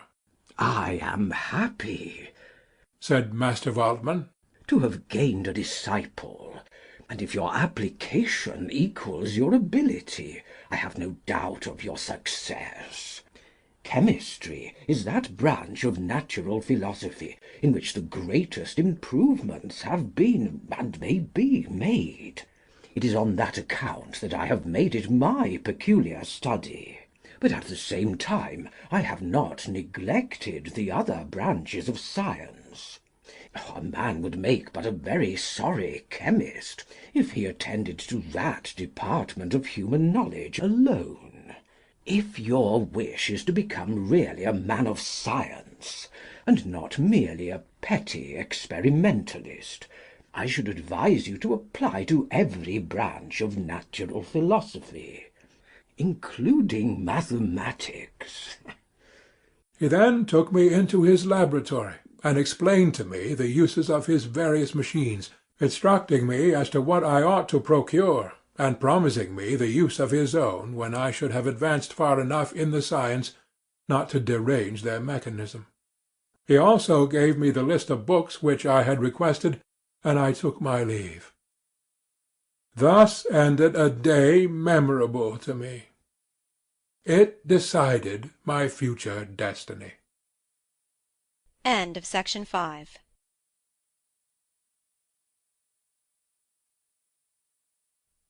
Frankenstein, or the Modern Prometheus, by Mary Shelley. Section 6. Chapter 4. From this day natural philosophy, and particularly chemistry, in the most comprehensive sense of the term, became nearly my sole occupation. I read with ardour those works, so full of genius and discrimination, which modern inquirers have written on these subjects. I attended the lectures and cultivated the acquaintance of the men of science of the university, and I found even in Master Kremper a great deal of sound sense and real information, combined, it is true, with a repulsive physiognomy and manners, but not on that account the less valuable. In Master Waldman I found a true friend. His gentleness was never tinged with dogmatism, and his instructions were given with an air of frankness and good nature that banished every idea of pedantry. In 1,000 ways he smoothed for me the path of knowledge, and made the most abstruse inquiries clear and facile to my apprehension. My application was at first fluctuating and uncertain. It gained strength as I proceeded, and soon became so ardent and eager that the stars often disappeared in the light of morning whilst I was yet engaged in my laboratory. As I applied so closely, it might be easily conceived that my progress was rapid. My ardour was indeed the astonishment of the students, and my proficiency that of the masters. Professor Kemper often asked me, with a sly smile, how Cornelius Agrippa went on, whilst Master Waldman expressed the most heartfelt exultation in my progress. 2 years passed in this manner, during which I paid no visit to Geneva, but was engaged heart and soul in the pursuit of some discoveries which I hoped to make. None but those who have experienced them can conceive of the enticements of science. In other studies you go as far as others have gone before you, and there is nothing more to know. But in a scientific pursuit there is continual food for discovery and wonder. A mind of moderate capacity which closely pursues one study must infallibly arrive at great proficiency in that study. And I, who continually sought the attainment of one object of pursuit and was solely wrapped up in this, improved so rapidly that at the end of 2 years I made some discoveries in the improvement of some chemical instruments, which procured me great esteem and admiration at the university. When I had arrived at this point, and had become as well acquainted with the theory and practice of natural philosophy as depended on the lessons of any of the professors at Ingolstadt, my residence there being no longer conducive to my improvements, I thought of returning to my friends and my native town, when an incident happened that protracted my stay. One of the phenomena which had peculiarly attracted my attention was the structure of the human frame, and indeed any animal endued with life. Whence, I asked myself, did the principle of life proceed? It was a bold question, and one which has ever been considered as a mystery. Yet with how many things are we upon the brink of becoming acquainted, if cowardice or carelessness did not restrain our inquiries? I revolved these circumstances in my mind, and determined thenceforth to apply myself more particularly to those branches of natural philosophy which relate to physiology. Unless I had been animated by an almost supernatural enthusiasm, my application to this study would have been irksome and almost intolerable. To examine the causes of life, we must first have recourse to death. I became acquainted with the science of anatomy, but this was not sufficient. I must also observe the natural decay and corruption of the human body. In my education my father had taken the greatest precautions that my mind should be impressed with no supernatural horrors. I do not ever remember to have trembled at the tale of superstition, or to have feared the apparition of a spirit. Darkness had no effect upon my fancy, and a churchyard was to me merely the receptacle of bodies deprived of life, which, from being the seat of beauty and strength, had become food for the worm. Now I was led to examine the cause and progress of this decay, and forced to spend days and nights in vaults and charnel houses. My attention was fixed upon every object the most insupportable to the delicacy of the human feelings. I saw how the form of man was degraded and wasted. I beheld the corruption of death succeed to the blooming cheek of life. I saw how the worm inherited the wonders of the eye and brain. I paused, examining and analyzing all the minutiae of causation, as exemplified in the change from life to death and death to life, until from the midst of this darkness a sudden light broke in upon me, a light so brilliant and wondrous, yet so simple, that, while I became dizzy with the immensity of the prospect which it illustrated, I was surprised that among so many men of genius who had directed their inquiries towards the same science, that I alone should be reserved to discover so astonishing a secret. Remember, I am not recording the vision of a madman. The sun does not more certainly shine in the heavens than that which I now affirm is true. Some miracle might have produced it, yet the stages of the discovery were distinct and probable. After days and nights of incredible labour and fatigue, I succeeded in discovering the cause of generation and life. Nay, more, I became myself capable of bestowing animation upon lifeless matter. The astonishment which I had at first experienced on this discovery soon gave place to delight and rapture. After so much time spent in painful labour, to arrive at once at the summit of my desires was the most gratifying consummation of my toils. But this discovery was so great and overwhelming that all the steps by which I had been progressively led to it were obliterated, and I beheld only the result. What had been the study and desire of the wisest men since the creation of the world was now within my grasp. Not that, like a magic scene, it all opened upon me at once. The information I had obtained was of a nature rather to direct my endeavours so soon as I should put them towards the object of my search than to exhibit that object already accomplished. I was like the Arabian who had been buried with the dead, and found a passage to life, aided only by one glimmering and seemingly ineffectual light. I see by your eagerness, and the wonder and hope which your eyes express, my friend, that you expect to be informed of the secret with which I am acquainted. That cannot be. Listen patiently until the end of my story, and you will easily perceive why I am reserved upon that subject. I will not lead you on, unguarded and ardent as I then was, to your destruction and infallible misery. Learn from me, if not by my precepts, at least by my example, how dangerous is the acquirement of knowledge, and how much happier that man is who believes his native town to be the world, than he who aspires to become greater than his nature will allow.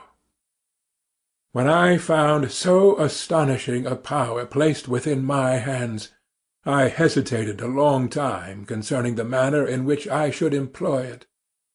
Although I possessed the capacity of bestowing animation, yet to prepare a frame for the reception of it, with all its intricacies of fibres, muscles, and veins, still remained a work of inconceivable difficulty and labour.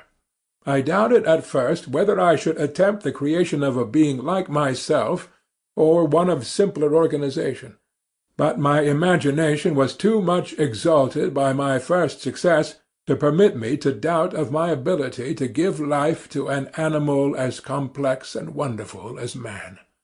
The materials at present within my command hardly appeared adequate to so arduous an undertaking. But I doubted not that I should ultimately succeed. I prepared myself for a multitude of reverses. My operations might be incessantly baffled, and at last my work be imperfect. Yet when I considered the improvement which every day takes place in science and mechanics, I was encouraged to hope my present attempts would at least lay the foundation of future success. Nor could I consider the magnitude and complexity of my plan as any argument of its impracticability. It was with these feelings that I began the creation of a human being. As the minuteness of the parts formed a great hindrance to my speed, I resolved, contrary to my first intention, to make the being of a gigantic stature, that is to say, about 8 feet in height, and proportionably large. After having formed this determination, and having spent some months in successfully collecting and arranging my materials, I began. No one can conceive the variety of feelings which bore me onwards, like a hurricane, in the first enthusiasm of success. Life and death appeared to me ideal bounds which I should first break through, and pour a torrent of light into our dark world. A new species would bless me as its creator and source. Many happy and excellent natures would owe their being to me. No father could claim the gratitude of his child so completely as I should deserve theirs. Pursuing these reflections, I thought that if I could bestow animation upon lifeless matter, I might, in process of time, although I now found it impossible, renew life where death had apparently devoted the body to corruption. These thoughts supported my spirits, while I pursued my undertaking with unremitting ardour. My cheek had grown pale with study, and my person had become emaciated with confinement. Sometimes, on the very brink of certainty, I failed. Yet still I clung to the hope which the next day or the next hour might realize. One secret which I alone possessed was the hope to which I had dedicated myself, and the moon gazed on my midnight labours while, with unrelaxed and breathless eagerness, I pursued Nature to her hiding-places. Who shall conceive the horrors of my secret toil, as I dabbled among the unhallowed damps of the grave, or tortured the living animal to animate the lifeless clay? My limbs now tremble, and my eyes swim with the remembrance. But then a restlessness and almost frantic impulse urged me forward. I seemed to have lost all soul or sensation but for this one pursuit. It was indeed but a passing trance, that only made me feel with renewed acuteness so soon as, the unnatural stimulus ceasing to operate, I had returned to my old habits. I collected bones from charnel houses, and disturbed, with profane fingers, the tremendous secrets of the human frame. In a solitary chamber, or rather cell, at the top of the house, and separated from all the other apartments by a gallery and staircase, I kept my workshop of filthy creation. My eyeballs were starting from their sockets in attending to the details of my employment. The dissecting-room and the slaughter-house furnished many of my materials, and often did my human nature turn with loathing from my occupation, whilst, still urged on by an eagerness which perpetually increased, I brought my work near to a conclusion. The summer months passed while I was thus engaged, heart and soul, in one pursuit. It was a most beautiful season. Never did the fields bestow a more plentiful harvest, or the vines yield a more luxuriant vintage. But my eyes were insensible to the charms of nature, and the same feelings which made me neglect the scenes around me caused me also to forget those friends who were so many miles absent, and whom I had not seen for so long a time. I knew my silence disquieted them, and I well remembered the words of my father. I know that while you are pleased with yourself, you will think of us with affection, and we shall hear regularly from you. You must pardon me if I regard any interruption in your correspondence as a proof that your other duties are equally neglected. I knew well, therefore, what would be my father's feelings, but I could not tear my thoughts from my employment, loathsome in itself, but which had an irresistible hold of my imagination. I wished, as it were, to procrastinate all that related to my feelings of affection, until the great object, which swallowed up every habit of my nature, should be completed. I then thought that my father would be unjust if he ascribed my neglect to vice or faultiness on my part, but I am now convinced that he was justified in conceiving that I should not be altogether free from blame. A human being in perfection ought always to preserve a calm and peaceful mind, and never to allow passion or a transitory desire to disturb his tranquillity. I do not think that the pursuit of knowledge is an exception to this rule. If the study to which you apply yourself has a tendency to weaken your affections, and to destroy your taste for those simple pleasures in which no alloy could possibly mix, then that study is certainly unlawful, that is to say, not befitting the human mind. If this rule were always observed, if no man allowed any pursuit whatsoever to interfere with the tranquillity of the domestic affections, Greece had not been enslaved, Caesar would have spared his country, America would have been discovered more gradually, and the empires of Mexico and Peru had not been destroyed. But I forget that I am moralizing in the most interesting part of my tale, and your looks remind me to proceed. My father made no reproach in his letters, and only took notice of my silence by inquiring into my occupations more particularly than before. Winter, spring, and summer passed away during my labours, but I did not watch the blossom or the expanding leaves, sights which before always yielded me supreme delight, so deeply was I engrossed in my occupation. The leaves of that year had withered before my work drew near to a close, and now every day showed me more plainly how well I had succeeded. But my enthusiasm was checked by my anxiety, and I appeared rather like one doomed by slavery to toil in the mines, or any other unwholesome trade than an artist occupied by his favourite employment. Every night I was oppressed by a slow fever, and I became nervous to a most painful degree. The fall of a leaf startled me, and I shunned my fellow creatures as if I had been guilty of a crime. Sometimes I grew alarmed at the wreck I perceived that I had become. The energy of my purpose alone sustained me.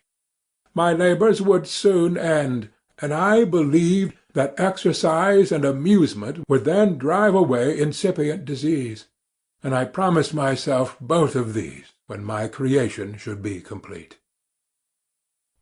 End of section 6.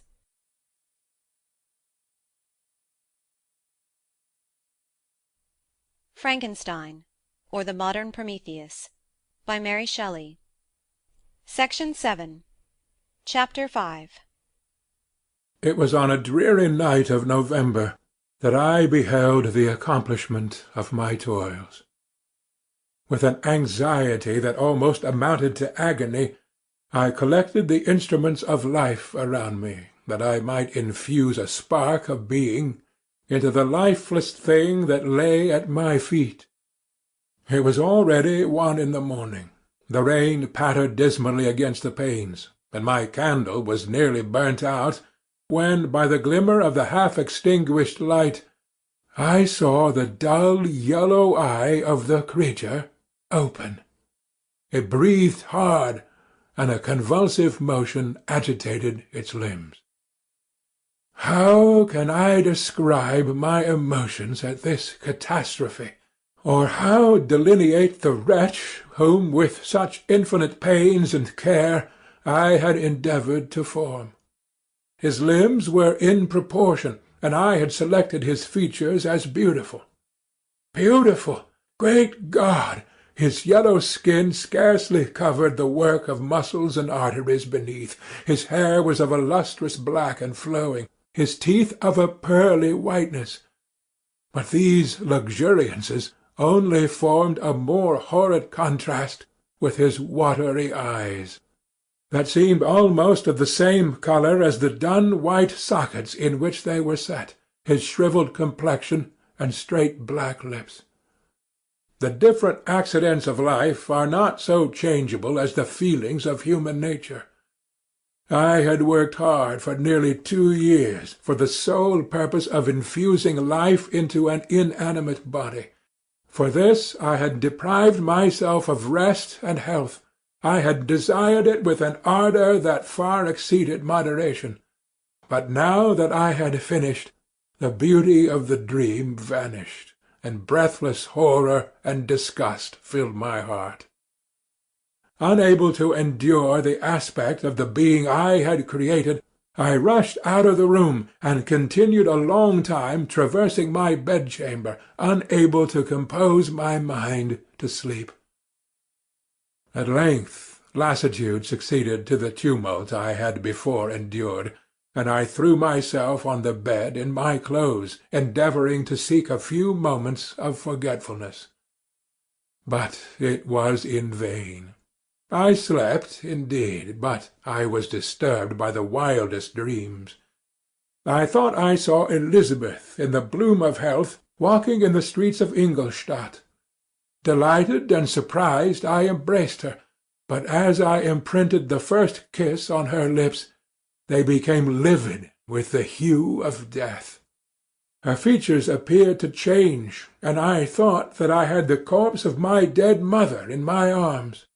A shroud enveloped her form, and I saw the grave-worms crawling in the folds of the flannel. I started from my sleep with horror. A cold dew covered my forehead, my teeth chattered, and every limb became convulsed. When by the dim and yellow light of the moon, as it forced its way through the window-shutters, I beheld the wretch, the miserable monster whom I had created. He held up the curtain of the bed, and his eyes, if eyes they may be called, were fixed on me. His jaws opened, and he muttered some inarticulate sounds, while a grin wrinkled his cheeks. He might have spoken, but I did not hear. One hand was stretched out, seemingly to detain me, but I escaped and rushed downstairs. I took refuge in the courtyard belonging to the house which I inhabited, where I remained during the rest of the night, walking up and down in the greatest agitation, listening attentively, catching and fearing each sound, as if it were to announce the approach of the demoniacal corpse to which I had so miserably given life. Oh, no mortal could support the horror of that countenance. A mummy again endued with animation could not be so hideous as that wretch. I had gazed on him while unfinished. He was ugly then, but when those muscles and joints were rendered capable of motion, it became a thing such as even Dante could not have conceived. I passed the night wretchedly. Sometimes my pulse beat so quickly and hardly that I felt the palpitation of every artery. At others I nearly sank to the ground through languor and extreme weakness. Mingled with this horror I felt the bitterness of disappointment. Dreams that had been my food and pleasant rest for so long a space were now become a hell to me, and the change was so rapid, the overthrow so complete.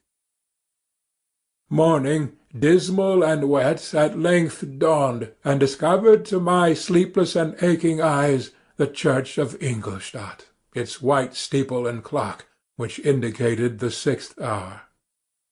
The porter opened the gates of the court which had that night been my asylum, and I issued into the streets, pacing them with quick steps, as if I sought to avoid the wretch whom I feared every turning of the street would present to my view. I did not dare return to the apartment which I had inhabited, but felt impelled to hurry on, although drenched by the rain which poured from a black and comfortless sky. I continued walking in this manner for some time, endeavouring by bodily exercise to ease the load that weighed upon my mind. I traversed the streets without any clear conception of where I was or what I was doing. My heart palpitated in the sickness of fear, and I hurried on with irregular steps, not daring to look about me. Like one who, on a lonely road, doth walk in fear and dread, and, having once turned round, walks on, and turns no more his head, because he knows a frightful fiend doth close behind him tread. Continuing this, I came at length opposite to the inn at which the various diligences and carriages usually stopped. Here I paused, I know not why. But I remained some minutes with my eyes fixed on a coach that was coming towards me from the other end of the street. As it drew nearer, I observed that it was the Swiss diligence. It stopped just where I was standing, and on the door being opened, I perceived Henry Clerval, who, on seeing me, instantly sprung out. "My dear Frankenstein," exclaimed he, "how glad I am to see you! How fortunate that you should be here at the very moment of my alighting!" Nothing could equal my delight on seeing Clerval. His presence brought back to my thoughts my father, Elizabeth, and all those scenes of home so dear to my recollection. I grasped his hand, and in a moment forgot my horror and misfortune. I felt suddenly, and for the first time during many months, calm and serene joy. I welcomed my friend, therefore, in the most cordial manner, and we walked towards my college. Clerval continued talking for some time about our mutual friends and his own good fortune in being permitted to come to Ingolstadt.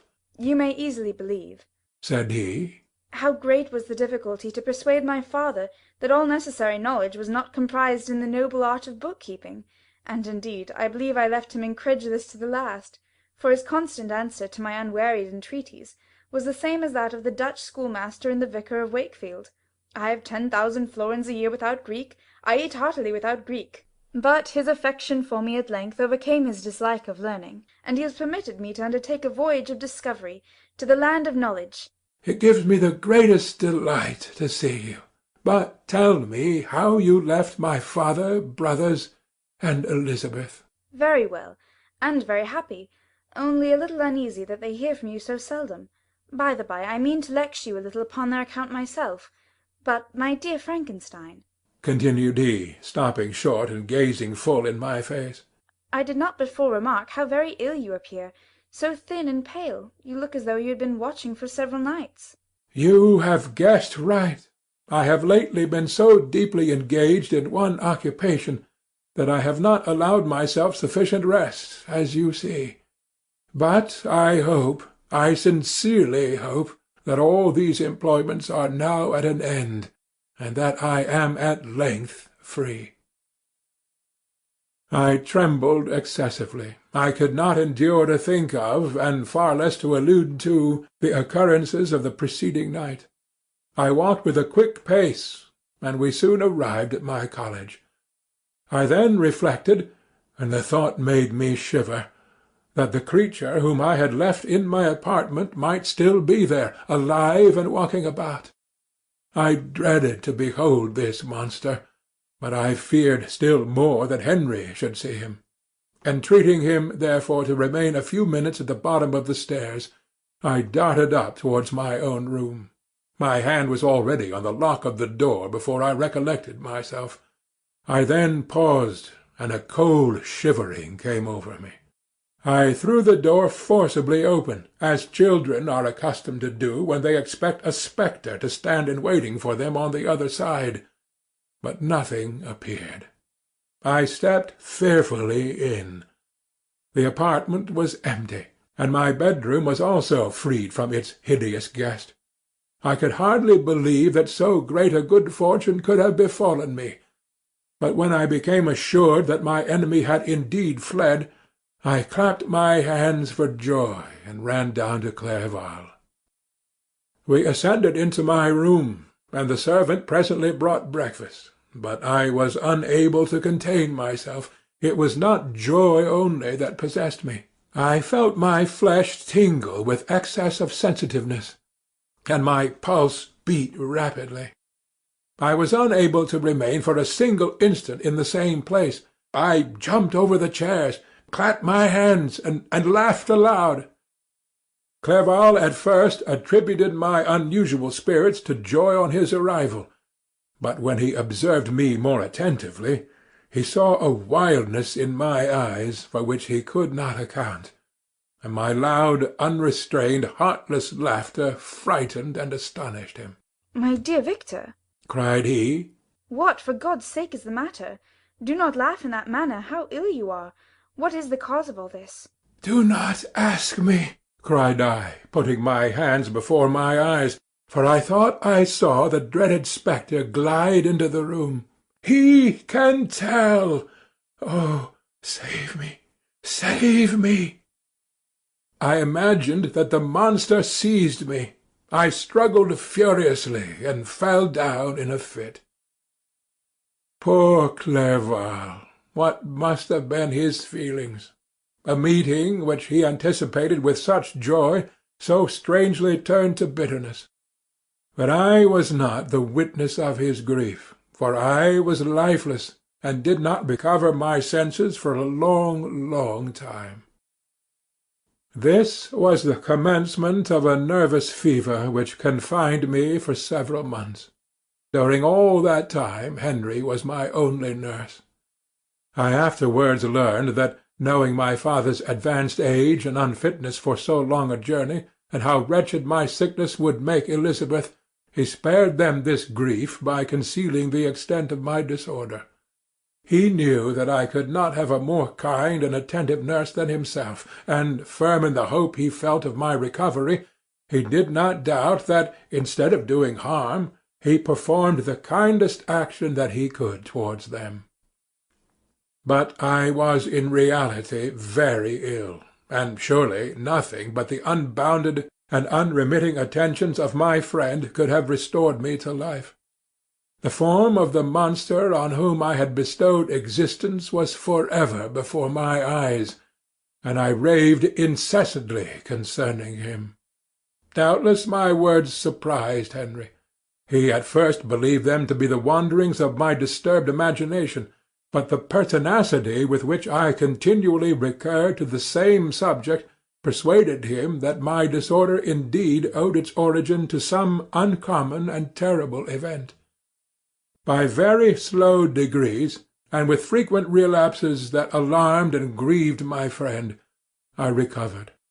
I remembered the first time I became capable of observing outward objects with any kind of pleasure. I perceived that the fallen leaves had disappeared, and that the young buds were shooting forth from the trees that shaded my window. It was a divine spring, and the season contributed greatly to my convalescence. I felt also sentiments of joy and affection revive in my bosom. My gloom disappeared, and in a short time I became as cheerful as before I was attacked by the fatal passion. "Dearest Clerval," exclaimed I, "how kind, how very good you are to me! This whole winter, instead of being spent in study, as you promised yourself, has been consumed in my sick-room. How shall I ever repay you? I feel the greatest remorse for the disappointment of which I have been the occasion. But you will forgive me." You will repay me entirely if you do not discompose yourself, but get well as fast as you can. And since you appear in such good spirits, I may speak to you on one subject, may I not? I trembled. One subject. What could it be? Could he allude to an object on whom I dared not even think? Compose yourself, said Clerval, who observed my change of colour. I will not mention it, if it agitates you, but your father and cousin would be very happy if they received a letter from you in your own handwriting. They hardly know how ill you have been, and are uneasy at your long silence. Is that all, my dear Henry? How could you suppose that my first thought would not fly towards those dear, dear friends whom I love, and who are so deserving of my love? If this is your present temper, my friend, you will perhaps be glad to see a letter that has been lying here some days for you. It is from your cousin, I believe. End of Section 7.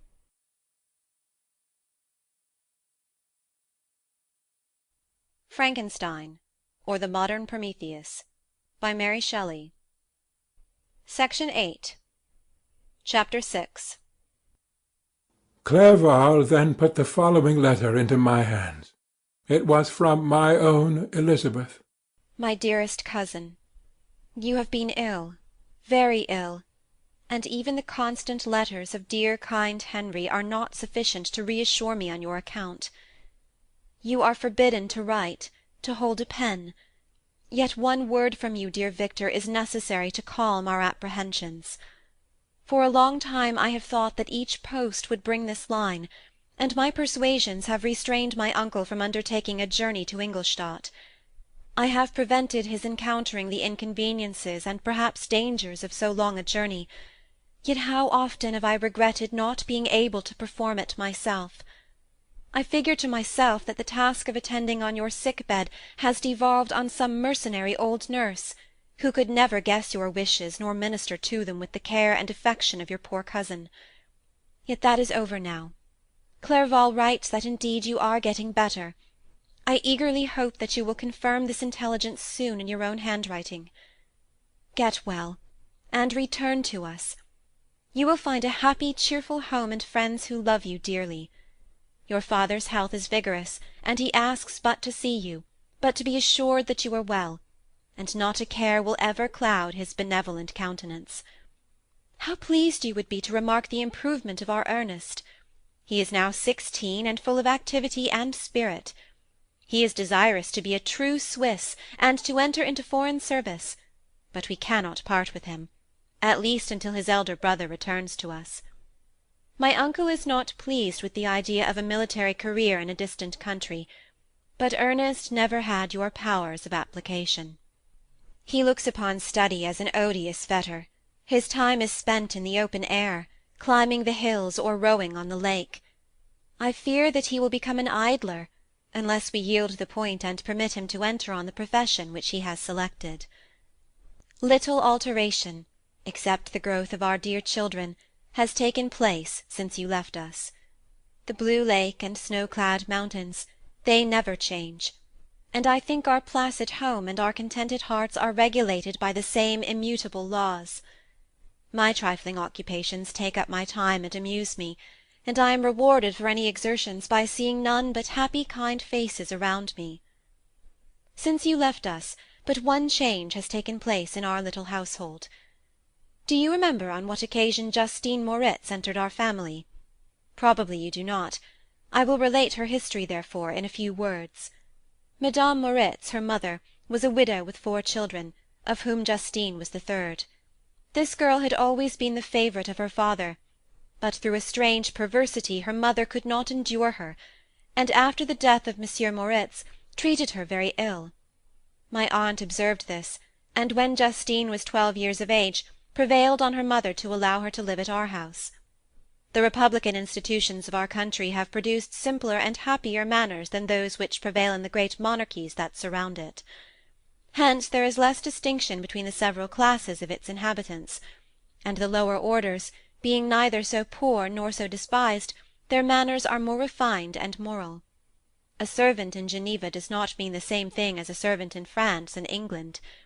Justine, thus received in our family, learned the duties of a servant, a condition which, in our fortunate country, does not include the idea of ignorance and a sacrifice of the dignity of a human being. Justine, you may remember, was a great favourite of yours, and I recollect you once remarked that if you were in an ill humour, one glance from Justine could dissipate it, for the same reason that Ariosto gives concerning the beauty of Angelica. She looked so frank-hearted and happy. My aunt conceived a great attachment for her, by which she was induced to give her an education superior to that which she had at first intended. This benefit was fully repaid. Justine was the most grateful little creature in the world. I do not mean that she made any professions, I never heard one pass her lips, but you could see by her eyes that she almost adored her protectress. Although her disposition was gay and in many respects inconsiderate, yet she paid the greatest attention to every gesture of my aunt. She thought her the model of all excellence, and endeavoured to imitate her phraseology and manners, so that even now she often reminds me of her. When my dearest aunt died, every one was too much occupied in their own grief to notice poor Justine, who had attended her during her illness with the most anxious affection. Poor Justine was very ill, but other trials were reserved for her. One by one her brothers and sister died, and her mother, with the exception of her neglected daughter, was left childless. The conscience of the woman was troubled. She began to think that the deaths of her favourites was a judgment from heaven to chastise her partiality. She was a Roman Catholic, and I believe her confessor confirmed the idea which she had conceived. Accordingly, a few months after your departure for Ingolstadt, Justine was called home by her repentant mother. Poor girl! She wept when she quitted our house. She was much altered since the death of my aunt. Grief had given softness and a winning mildness to her manners, which had before been remarkable for vivacity. Nor was her residence at her mother's house of a nature to restore her gaiety. The poor woman was very vacillating in her repentance. She sometimes begged Justine to forgive her unkindness, but much oftener accused her of having caused the deaths of her brothers and sister. Perpetual fretting at length threw Madame Moritz into a decline, which at first increased her irritability, but she is now at peace for ever. She died on the first approach of cold weather, at the beginning of this last winter. Justine has just returned to us, and I assure you I love her tenderly. She is very clever and gentle, and extremely pretty. As I mentioned before, her mien and her expression continually remind me of my dear aunt. I must say also a few words to you, my dear cousin, of little darling William. I wish you could see him.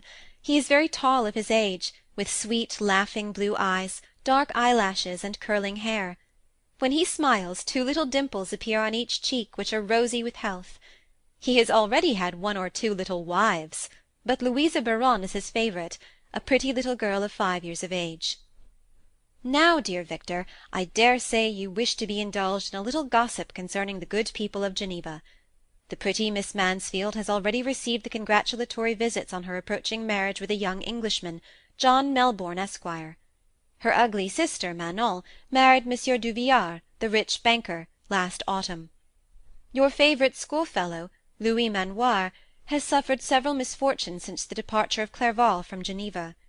But he has already recovered his spirits, and is reported to be on the point of marrying a lively, pretty Frenchwoman, Madame Tavernier. She is a widow, and much older than Manoir, but she is very much admired, and a favourite with everybody. I have written myself into better spirits, dear cousin, but my anxiety returns upon me as I conclude. Write, dearest Victor. One line, one word will be a blessing to us. 10,000 thanks to Henry for his kindness, his affection, and his many letters. We are sincerely grateful. Adieu, my cousin. Take care of yourself, and I entreat you, write. Elizabeth Lavenza, Geneva, March 18th, 17 . "Dear, dear Elizabeth," I exclaimed when I had read her letter, "I will write instantly and relieve them from the anxiety they must feel." I wrote, and this exertion greatly fatigued me, but my convalescence had commenced, and proceeded regularly. In another fortnight I was able to leave my chamber. One of my first duties on my recovery was to introduce Clerval to the several professors of the university. In doing this I underwent a kind of rough usage, ill befitting the wounds that my mind had sustained. Ever since the fatal night, the end of my labours, and the beginning of my misfortunes, I had conceived a violent antipathy even to the name of natural philosophy. When I was otherwise quite restored to health, the sight of a chemical instrument would renew all the agony of my nervous symptoms. Henry saw this, and had removed all my apparatus from my view. He had also changed my apartment, for he perceived that I acquired a dislike for the room which had previously been my laboratory. But these cares of Clerval were made of no avail when I visited the professors. Master Waldman inflicted torture when he praised, with kindness and warmth, the astonishing progress I had made in the sciences. He soon perceived that I disliked the subject, but not guessing the real cause, he attributed my feelings to modesty, and changed the subject from my improvement to the science itself, with a desire, as I evidently saw, of drawing me out. What could I do? He meant to please, and he tormented me. I felt as if he had placed carefully, one by one, in my view, those instruments which were to be afterwards used in putting me to a slow and cruel death. I writhed under his words, yet dared not exhibit the pain I felt. Clerval, whose eyes and feelings were always quick in discerning the sensations of others, declined the subject, alleging, in excuse, his total ignorance, and the conversation took a more general turn. I thanked my friend from my heart, but I did not speak. I saw plainly that he was surprised, but he never attempted to draw my secret from me, and although I loved him with a mixture of affection and reverence that knew no bounds, yet I could never persuade myself to confide in him that event which was so often present to my recollection, but which I feared the detail to another would only impress more deeply. Master Krempe was not equally docile, and in my condition at the time of almost insupportable sensitiveness, his harsh, blunt encomiums gave me even more pain than the benevolent approbation of Master Waldman. "Damn the fellow!" cried he. "Why, Monsieur Clerval, I assure you he has outstripped us all. Ay, stare if you please, but it is nevertheless true. A youngster who but a few years ago believed in Cornelius Agrippa as firmly as in the Gospel has now set himself at the head of the university, and if he's not soon pulled down, we shall all be out of countenance, eh? Continued he, observing my face expressive of suffering. Monsieur Frankenstein is modest, an excellent quality in a young man. Young men should be diffident of themselves, you know, Monsieur Clerval. I was myself when young, but that wears out in a very short time." Master Krempe had now commenced a eulogy on himself, which happily turned the conversation from a subject that was so annoying to me. Clerval had never sympathized in my tastes for natural science, and his literary pursuits differed wholly from those which had occupied me. He came to the university with the design of making himself complete master of the Oriental languages, and thus he should open a field for the plan of life he had marked out for himself. Resolved to pursue no inglorious career, he turned his eyes toward the East as affording scope for his spirit of enterprise. The Persian, Arabic, and Sanskrit languages engaged his attention, and I was easily induced to enter on the same studies. Idleness had ever been irksome to me, and now that I wished to fly from reflection and hated my former studies, I felt great relief in being the fellow-pupil with my friend, and found not only instruction but consolation in the works of the Orientalists. I did not, like him, attempt a critical knowledge of their dialects, for I did not contemplate making any other use of them than temporary amusement. I read merely to understand their meaning, and they well repaid my labours. Their melancholy is soothing, and their joy elevating, to a degree I never experienced in studying the authors of any other country. When you read their writings, life appears to consist in a warm sun and a garden of roses, in the smiles and frowns of a fair enemy, and the fire that consumes your own heart. How different from the manly and heroical poetry of Greece and Rome! Summer passed away in these occupations, and my return to Geneva was fixed for the latter end of autumn, but, being delayed by several accidents, winter and snow arrived, the roads were deemed impassable, and my journey was retarded until the ensuing spring. I felt this delay very bitterly, for I longed to see my native town and my beloved friends. My return had only been delayed so long from an unwillingness to leave Clerval in a strange place before he had become acquainted with any of its inhabitants. The winter, however, was spent cheerfully, and although the spring was uncommonly late, when it came its beauty compensated for its dilatoriness. The month of May had already commenced, and I expected the letter daily which was to fix the date of my departure, when Henry proposed a pedestrian tour in the environs of Ingolstadt, that I might bid a personal farewell to the country I had so long inhabited. I acceded with pleasure to this proposition. I was fond of exercise, and Clerval had always been my favourite companion in the ramble of this nature that I had taken among the scenes of my native country. We passed a fortnight in these perambulations. My health and spirits had long been restored, and they gained additional strength from the salubrious air I breathed, the natural incidents of our progress, and the conversation of my friend. Study had before secluded me from the intercourse of my fellow-creatures, and rendered me unsocial. But Clerval called forth the better feelings of my heart. He again taught me to love the aspect of nature and the cheerful faces of children. Excellent friend! How sincerely did you love me, and endeavour to elevate my mind until it was on a level with your own! A selfish pursuit had cramped and narrowed me, until your gentleness and affection warmed and opened my senses.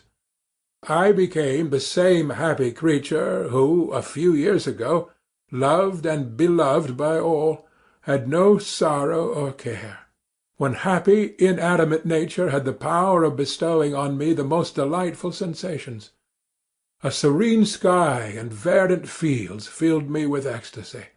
The present season was indeed divine. The flowers of spring bloomed in the hedges, while those of summer were already in bud. I was undisturbed by thoughts which during the preceding year had pressed upon me, notwithstanding my endeavours to throw them off, with an invincible burden. Henry rejoiced in my gaiety, and sincerely sympathized in my feelings. He exerted himself to amuse me, while he expressed the sensations that filled his soul. The resources of his mind on this occasion were truly astonishing. His conversation was full of imagination, and very often, in imitation of the Persian and Arabic writers, he invented tales of wonderful fancy and passion. At other times he repeated my favourite poems, or drew me into arguments which he supported with great ingenuity. We returned to our college on a Sunday afternoon. The peasants were dancing, and every one we met appeared gay and happy. My own spirits were high, and I bounded along with feelings of unbridled joy and hilarity. End of Section 8.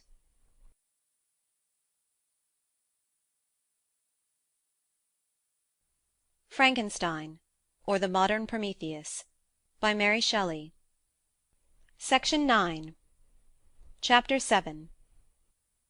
On my return, I found the following letter from my father. My dear Victor, you have probably waited impatiently for a letter to fix the date of your return to us, and I was at first tempted to write only a few lines, merely mentioning the day on which I should expect you. But that would be a cruel kindness, and I dare not do it. What would be your surprise, my son, when you expected a happy and glad welcome, to behold, on the contrary, tears and wretchedness? And how, Victor, can I relate our misfortune?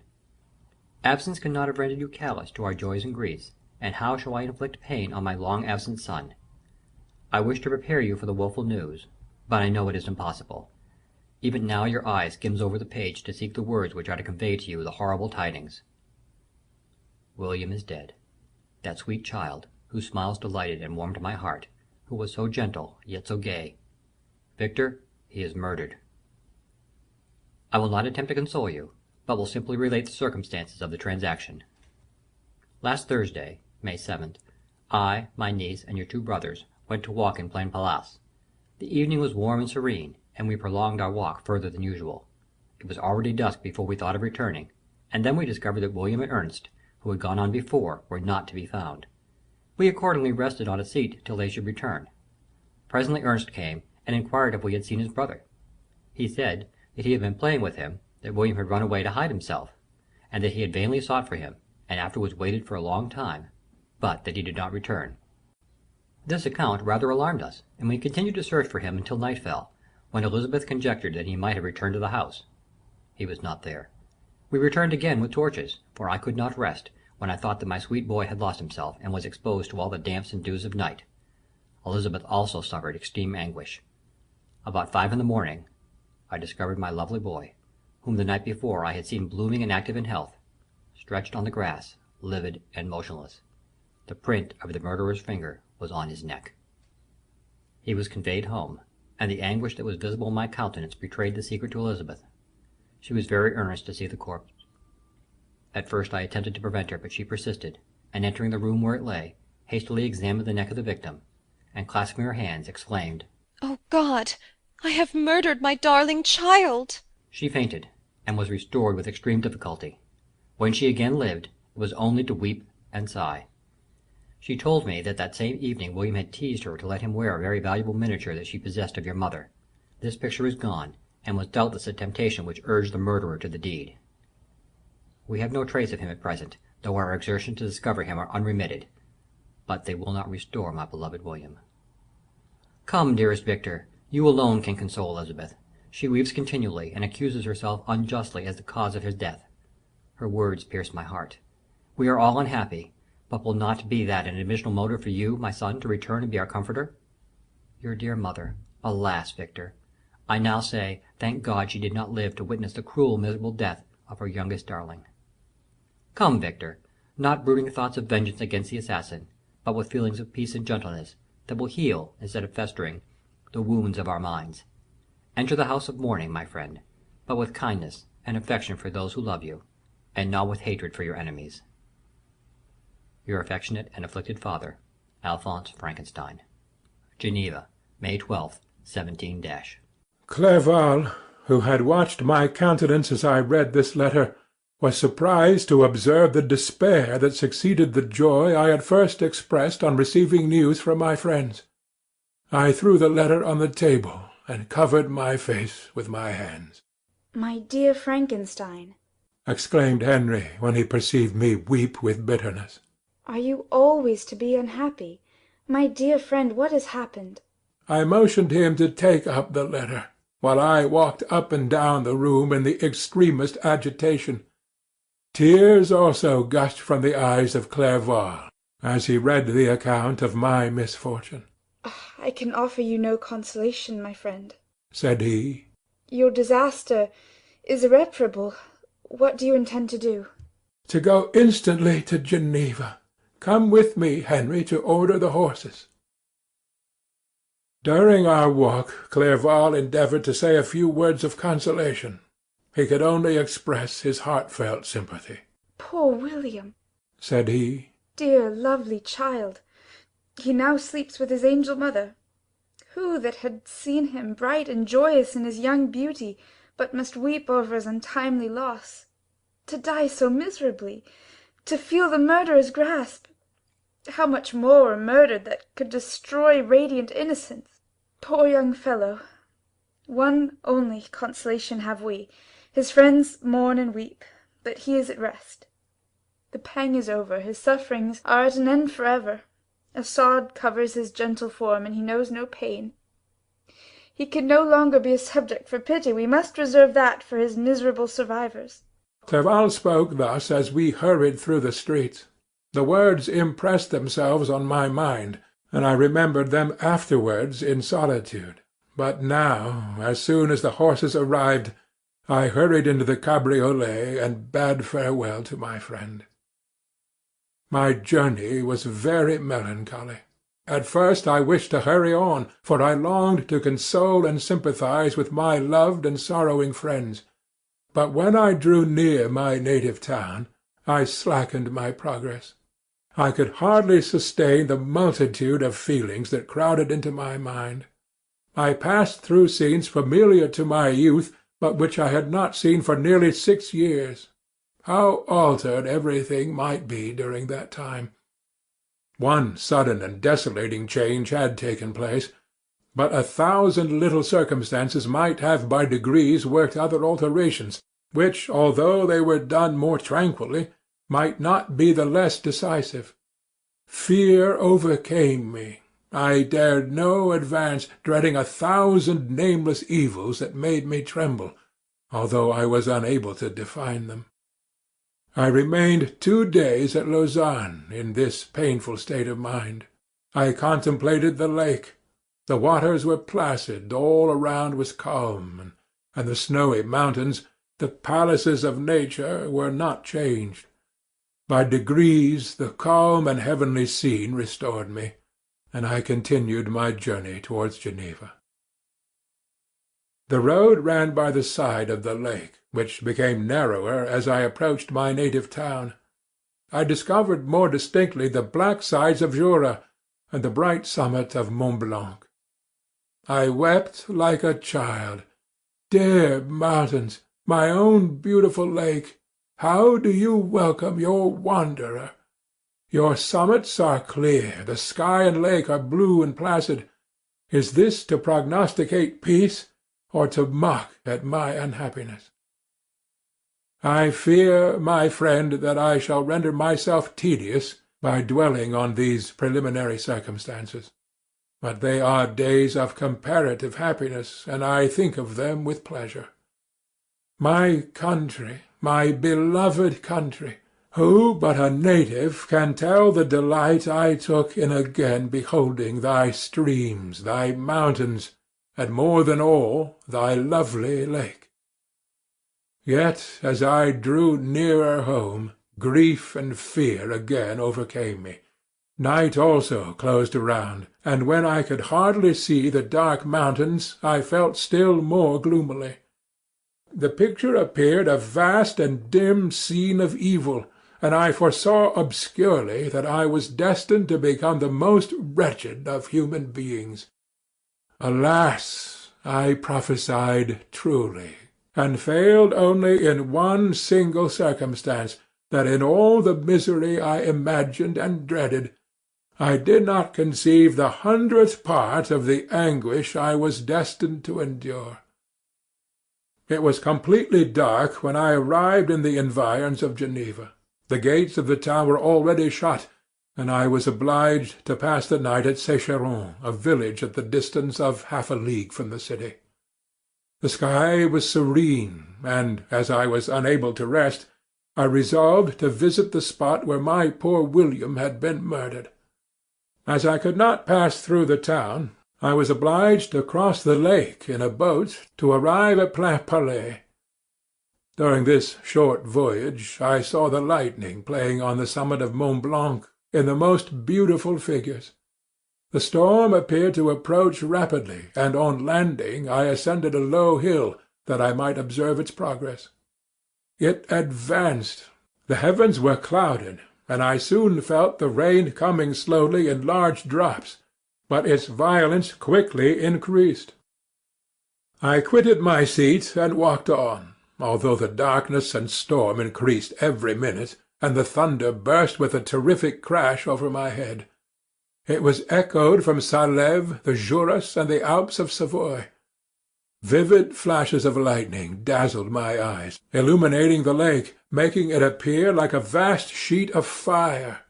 Then, for an instant, everything seemed of a pitchy darkness, until the eye recovered itself from the preceding flash.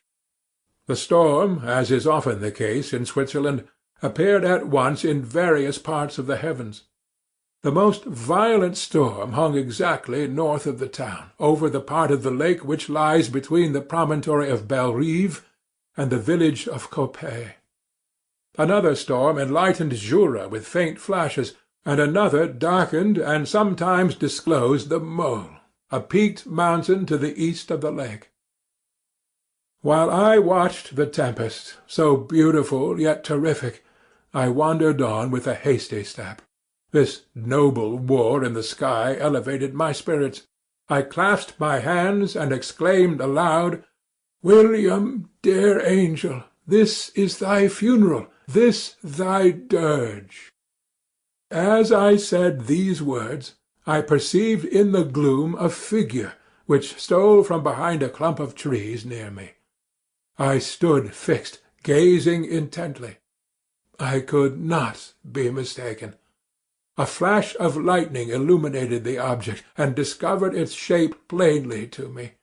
Its gigantic stature, and the deformity of its aspect more hideous than belongs to humanity, instantly informed me that it was the wretch, the filthy demon, to whom I had given life. What did he there? Could he be, I shuddered at the conception, the murderer of my brother? No sooner did that idea cross my imagination than I became convinced of its truth. My teeth chattered, and I was forced to lean against a tree for support. The figure passed me quickly, and I lost it in the gloom. Nothing in human shape could have destroyed the fair child. He was the murderer. I could not doubt it. The mere presence of the idea was an irresistible proof of the fact. I thought of pursuing the devil, but it would have been in vain, for another flash discovered him to me hanging among the rocks of the nearly perpendicular ascent of Mont Salève, a hill that bounds Plainpalais on the south. He soon reached the summit and disappeared. I remained motionless. The thunder ceased, but the rain still continued, and the scene was enveloped in an impenetrable darkness. I revolved in my mind the events which I had until now sought to forget, the whole train of my progress toward the creation, the appearance of the works of my own hands at my bedside, its departure. 2 years had now nearly elapsed since the night on which he first received life, and was this his first crime? Alas! I had turned loose into the world a depraved wretch, whose delight was in carnage and misery. Had he not murdered my brother? No one can conceive the anguish I suffered during the remainder of the night, which I spent cold and wet in the open air. But I did not feel the inconvenience of the weather. My imagination was busy in scenes of evil and despair. I considered the being whom I had cast among mankind, and endowed with the will and power to effect purposes of horror, such as the deed which he had now done, nearly in the light of my own vampire, my own spirit let loose from the grave, and forced to destroy all that was dear to me. Day dawned, and I directed my steps toward the town. The gates were open, and I hastened to my father's house. My first thought was to discover what I knew of the murderer, and cause instant pursuit to be made. But I paused when I reflected on the story that I had to tell. A being whom I myself had formed and endued with life had met me at midnight among the precipices of an inaccessible mountain.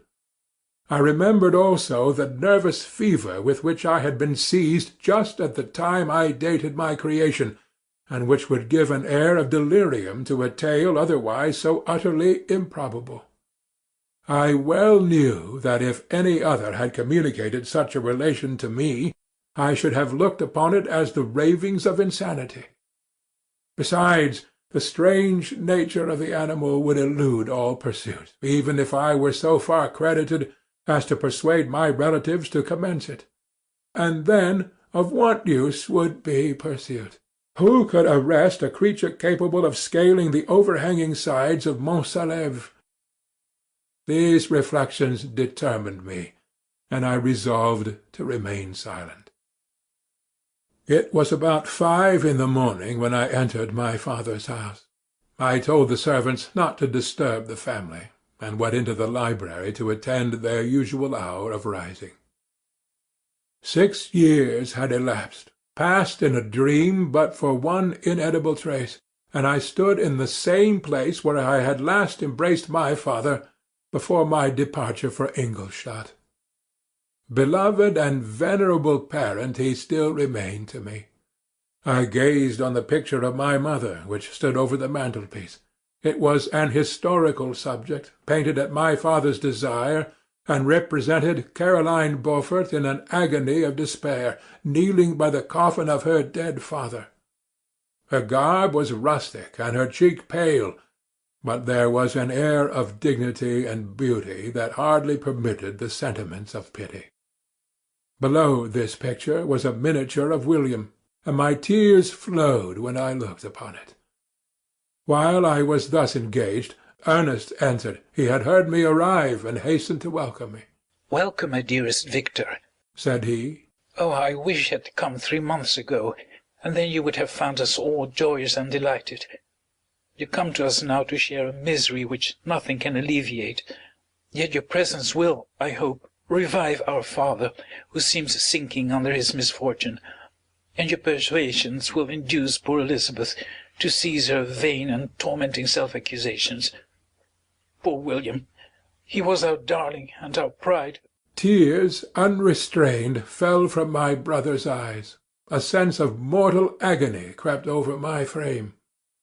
Before, I had only imagined the wretchedness of my desolated home.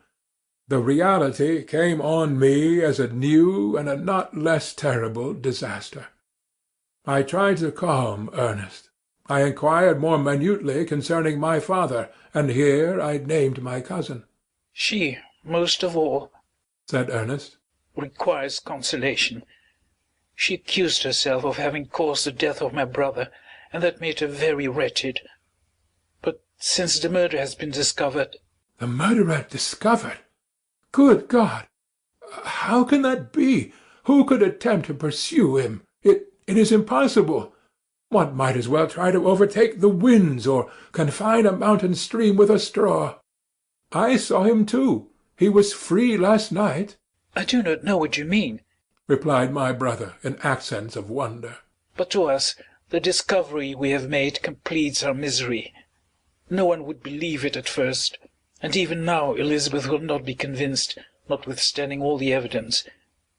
Indeed, who would credit that Justine Moritz, who was so amiable and fond of all the family, could suddenly become so capable of so frightful, so appalling a crime?" "Justine Moritz? Poor, poor girl! Is she the accused? But it is wrongfully, Every one knows that. No one believes it, surely, Ernest. No one did at first, but several circumstances came out that have almost forced conviction upon us, and her own behaviour has been so confused as to add to the evidence of facts a way that, I fear, leaves no hope for doubt. But she will be tried to-day, and you will then hear all." He then related that the morning on which the murder of poor William had been discovered, Justine had been taken ill and confined to her bed for several days. During this interval, one of the servants, happening to examine the apparel she had worn on the night of the murder, had discovered in her pocket the picture of my mother, which had been judged to be the temptation of the murderer. The servant instantly showed it to one of the others, who, without saying a word to any of the family, went to a magistrate, and upon their disposition Justine was apprehended. On being charged with the fact, the poor girl confirmed the suspicion in a great measure by her extreme confusion of manner.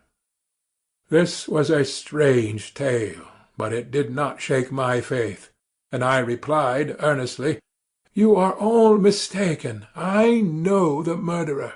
Justine, poor good Justine, is innocent." At that instant my father entered. I saw unhappiness deeply impressed on his countenance, but he endeavoured to welcome me cheerfully, and, after we had exchanged our mournful greeting, would have introduced some other topic than that of our disaster, had not Ernest exclaimed, "Good God, papa!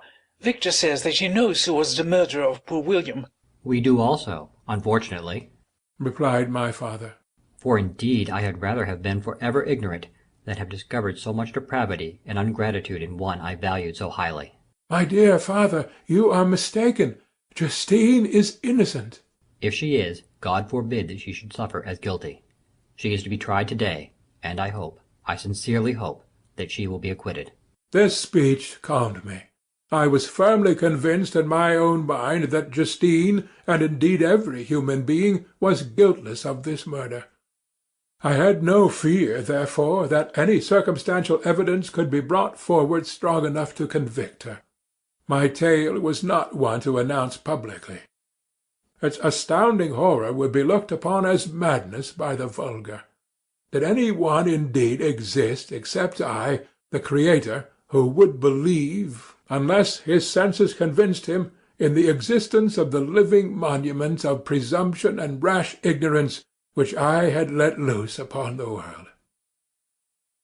We were soon joined by Elizabeth. Time had altered her since I last beheld her. It had endowed her with loveliness surpassing the beauty of her childish years. There was the same candour, the same vivacity, but it was allied to an expression more full of sensibility and intellect. She welcomed me with the greatest affection. "Your arrival, my dear cousin," said she, "fills me with hope. You perhaps will find some means to justify my poor guiltless Justine. Alas! who is safe if she be convicted of crime? I rely on her innocence as certainly as I do upon my own. Our misfortune is doubly hard to us. We have not only lost that lovely, darling boy, but this poor girl, whom I sincerely love, is to be torn away by even a worse fate. If she is condemned, I never shall know joy more. But she will not. I am sure she will not. And then I shall be happy again, even after the sad death of my little William." "She is innocent, my Elizabeth," said I, "and that shall be proved. Fear nothing, but let your spirits be cheered by the assurance of her acquittal." "How kind and generous you are! Every one else believes in her guilt, and that made me wretched, for I knew that it was impossible, and to see every one else prejudiced in so deadly a manner rendered me hopeless and despairing." She wept. "Dearest niece," said my father, "dry your tears. If she is, as you believe, innocent, rely on the justice of our laws, and the activity with which I shall prevent the slightest shadow of partiality." Section 9.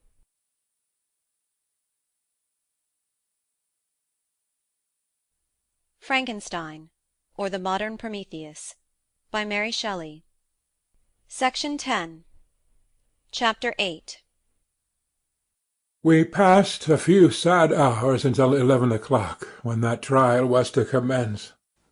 My father and the rest of the family being obliged to attend as witnesses, I accompanied them to the court. During the whole of this wretched mockery of justice, I suffered living torture. It was to be decided whether the result of my curiosity and lawless devices would cause the death of two of my fellow beings.